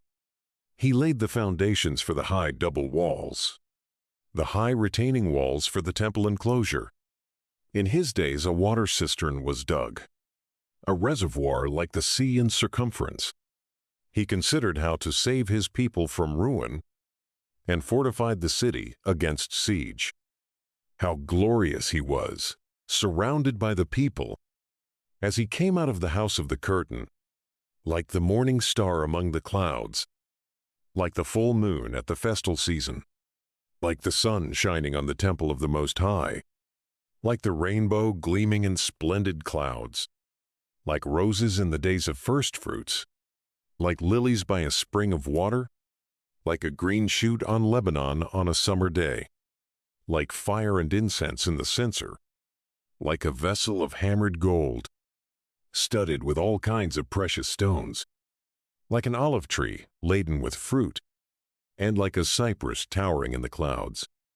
When he put on his glorious robe, and clothed himself in perfect splendor, when he went up to the holy altar, he made the court of the sanctuary glorious. When he received the portions from the hands of the priests, as he stood by the hearth of the altar, with a garland of brothers around him, he was like a young cedar on Lebanon, surrounded by the trunks of palm trees. All the sons of Aaron in their splendor held the Lord's offering in their hands before the whole congregation of Israel, finishing the service at the altars and arranging the offering to the Most High, the Almighty. He held out his hand for the cup and poured a drink offering of the blood of the grape. He poured it out at the foot of the altar, a pleasing odor to the Most High, the King of all. Then the sons of Aaron shouted. They blew their trumpets of hammered metal. They sounded a mighty fanfare, as a reminder before the Most High. Then all the people together quickly fell to the ground on their faces to worship their Lord, the Almighty God Most High. Then the singers praised him with their voices in sweet and full-toned melody, and the people of the Lord Most High offered their prayers before the Merciful One until the order of worship of the Lord was ended, and they completed his ritual. Then Simon came down and raised his hands over the whole congregation of Israelites to pronounce the blessing of the Lord with his lips and to glory in his name. And they bowed down in worship a second time to receive the blessing from the Most High. And now bless the God of all, who everywhere works great wonders, who fosters our growth from birth and deals with us according to his mercy. May he give us gladness of heart, and may there be peace in our days. In Israel, as in the days of old, may he entrust to us his mercy, and may he deliver us in our days. 2 nations my soul detests, and the third is not even a people, those who live in Seir and the Philistines, and the foolish people that live in Shechem. Instruction and understanding and knowledge I have written in this book. Jesus, son of Eleazar, son of Sirach of Jerusalem, whose mind poured forth wisdom. Happy are those who concern themselves with these things, and those who lay them to heart will become wise. For if they put them into practice, they will be equal to anything, for the fear of the Lord is their path. The Book of Sirach, chapter 51. I give you thanks, O Lord and King, and praise you, O God my Savior. I give thanks to your name, for you have been my protector and helper, and have delivered me from destruction, and from the trap laid by a slanderous tongue, from lips that fabricate lies. In the face of my adversaries, you have been my helper and delivered me, in the greatness of your mercy and of your name, from grinding teeth about to devour me, from the hand of those seeking my life, from the many troubles I endured, from choking fire on every side, and from the midst of fire that I had not kindled, from the deep belly of Hades, from an unclean tongue and lying words, the slander of an unrighteous tongue to the king. My soul drew near to death, and my life was on the brink of Hades below. They surrounded me on every side, and there was no one to help me. I looked for human assistance, and there was none. Then I remembered your mercy, O Lord, and your kindness from of old, for you rescue those who wait for you, and save them from the hand of their enemies. and I sent up my prayer from the earth, and begged for rescue from death. I cried out, Lord, you are my Father. Do not forsake me in the days of trouble, when there is no help against the proud. I will praise your name continually, and will sing hymns of thanksgiving. My prayer was heard, for you saved me from destruction, and rescued me in time of trouble. For this reason I thank you and praise you, and I bless the name of the Lord. Give thanks to the Lord, for he is good, for his steadfast love endures forever. Give thanks to the God of praises, for his steadfast love endures forever. Give thanks to the guardian of Israel, for his steadfast love endures forever. Give thanks to him who formed all things, for his steadfast love endures forever. Give thanks to the Redeemer of Israel, for his steadfast love endures forever. Give thanks to him who gathers the dispersed of Israel, for his steadfast love endures forever. Give thanks to him who rebuilt his city and his sanctuary, for his steadfast love endures forever. Give thanks to him who makes a horn to sprout for the house of David, for his steadfast love endures forever. Give thanks to him who has chosen the sons of Zadok to be priests, for his steadfast love endures forever. Give thanks to the shield of Abraham, for his steadfast love endures forever. Give thanks to the rock of Isaac, for his steadfast love endures forever. Give thanks to the mighty one of Jacob, for his steadfast love endures forever. Give thanks to him who has chosen Zion, for his steadfast love endures forever. Give thanks to the King of the kings of kings, for his steadfast love endures forever. He has raised up a horn for his people, praise for all his loyal ones. For the children of Israel, the people close to him, praise the Lord. While I was still young, before I went on my travels, I sought wisdom openly in my prayer. Before the temple I asked for, and I will search for her until the end. From the first blossom to the ripening grape, my heart delighted in her. My foot walked on the straight path. From my youth I followed her steps. I inclined my ear a little and received her, and I found for myself much instruction. I made progress in her. To him who gives wisdom I will give glory. For I resolved to live according to wisdom, and I was zealous for the good, and I shall never be disappointed. My soul grappled with wisdom, and in my conduct I was strict. I spread out my hands to the heavens, and lamented my ignorance of her. I directed my soul to her, and in purity I found her. With her I gained understanding from the first. Therefore I will never be forsaken. My heart was stirred to seek her. Therefore I have gained a prized possession. The Lord gave me my tongue as a reward, and I will praise him with it. Draw near to me, you who are uneducated, and lodge in the house of instruction. Why do you say you are lacking in these things? And why do you endure such great thirst? I opened my mouth and said, acquire wisdom for yourselves without money. Put your neck under her yoke, and let your souls receive instruction. It is to be found close by. See with your own eyes that I have labored but little, and found for myself much serenity. Hear but a little of my instruction, and through me you will acquire silver and gold. May your soul rejoice in God's mercy, and may you never be ashamed to praise him. Do your work in good time, and in his own time God will give you your reward.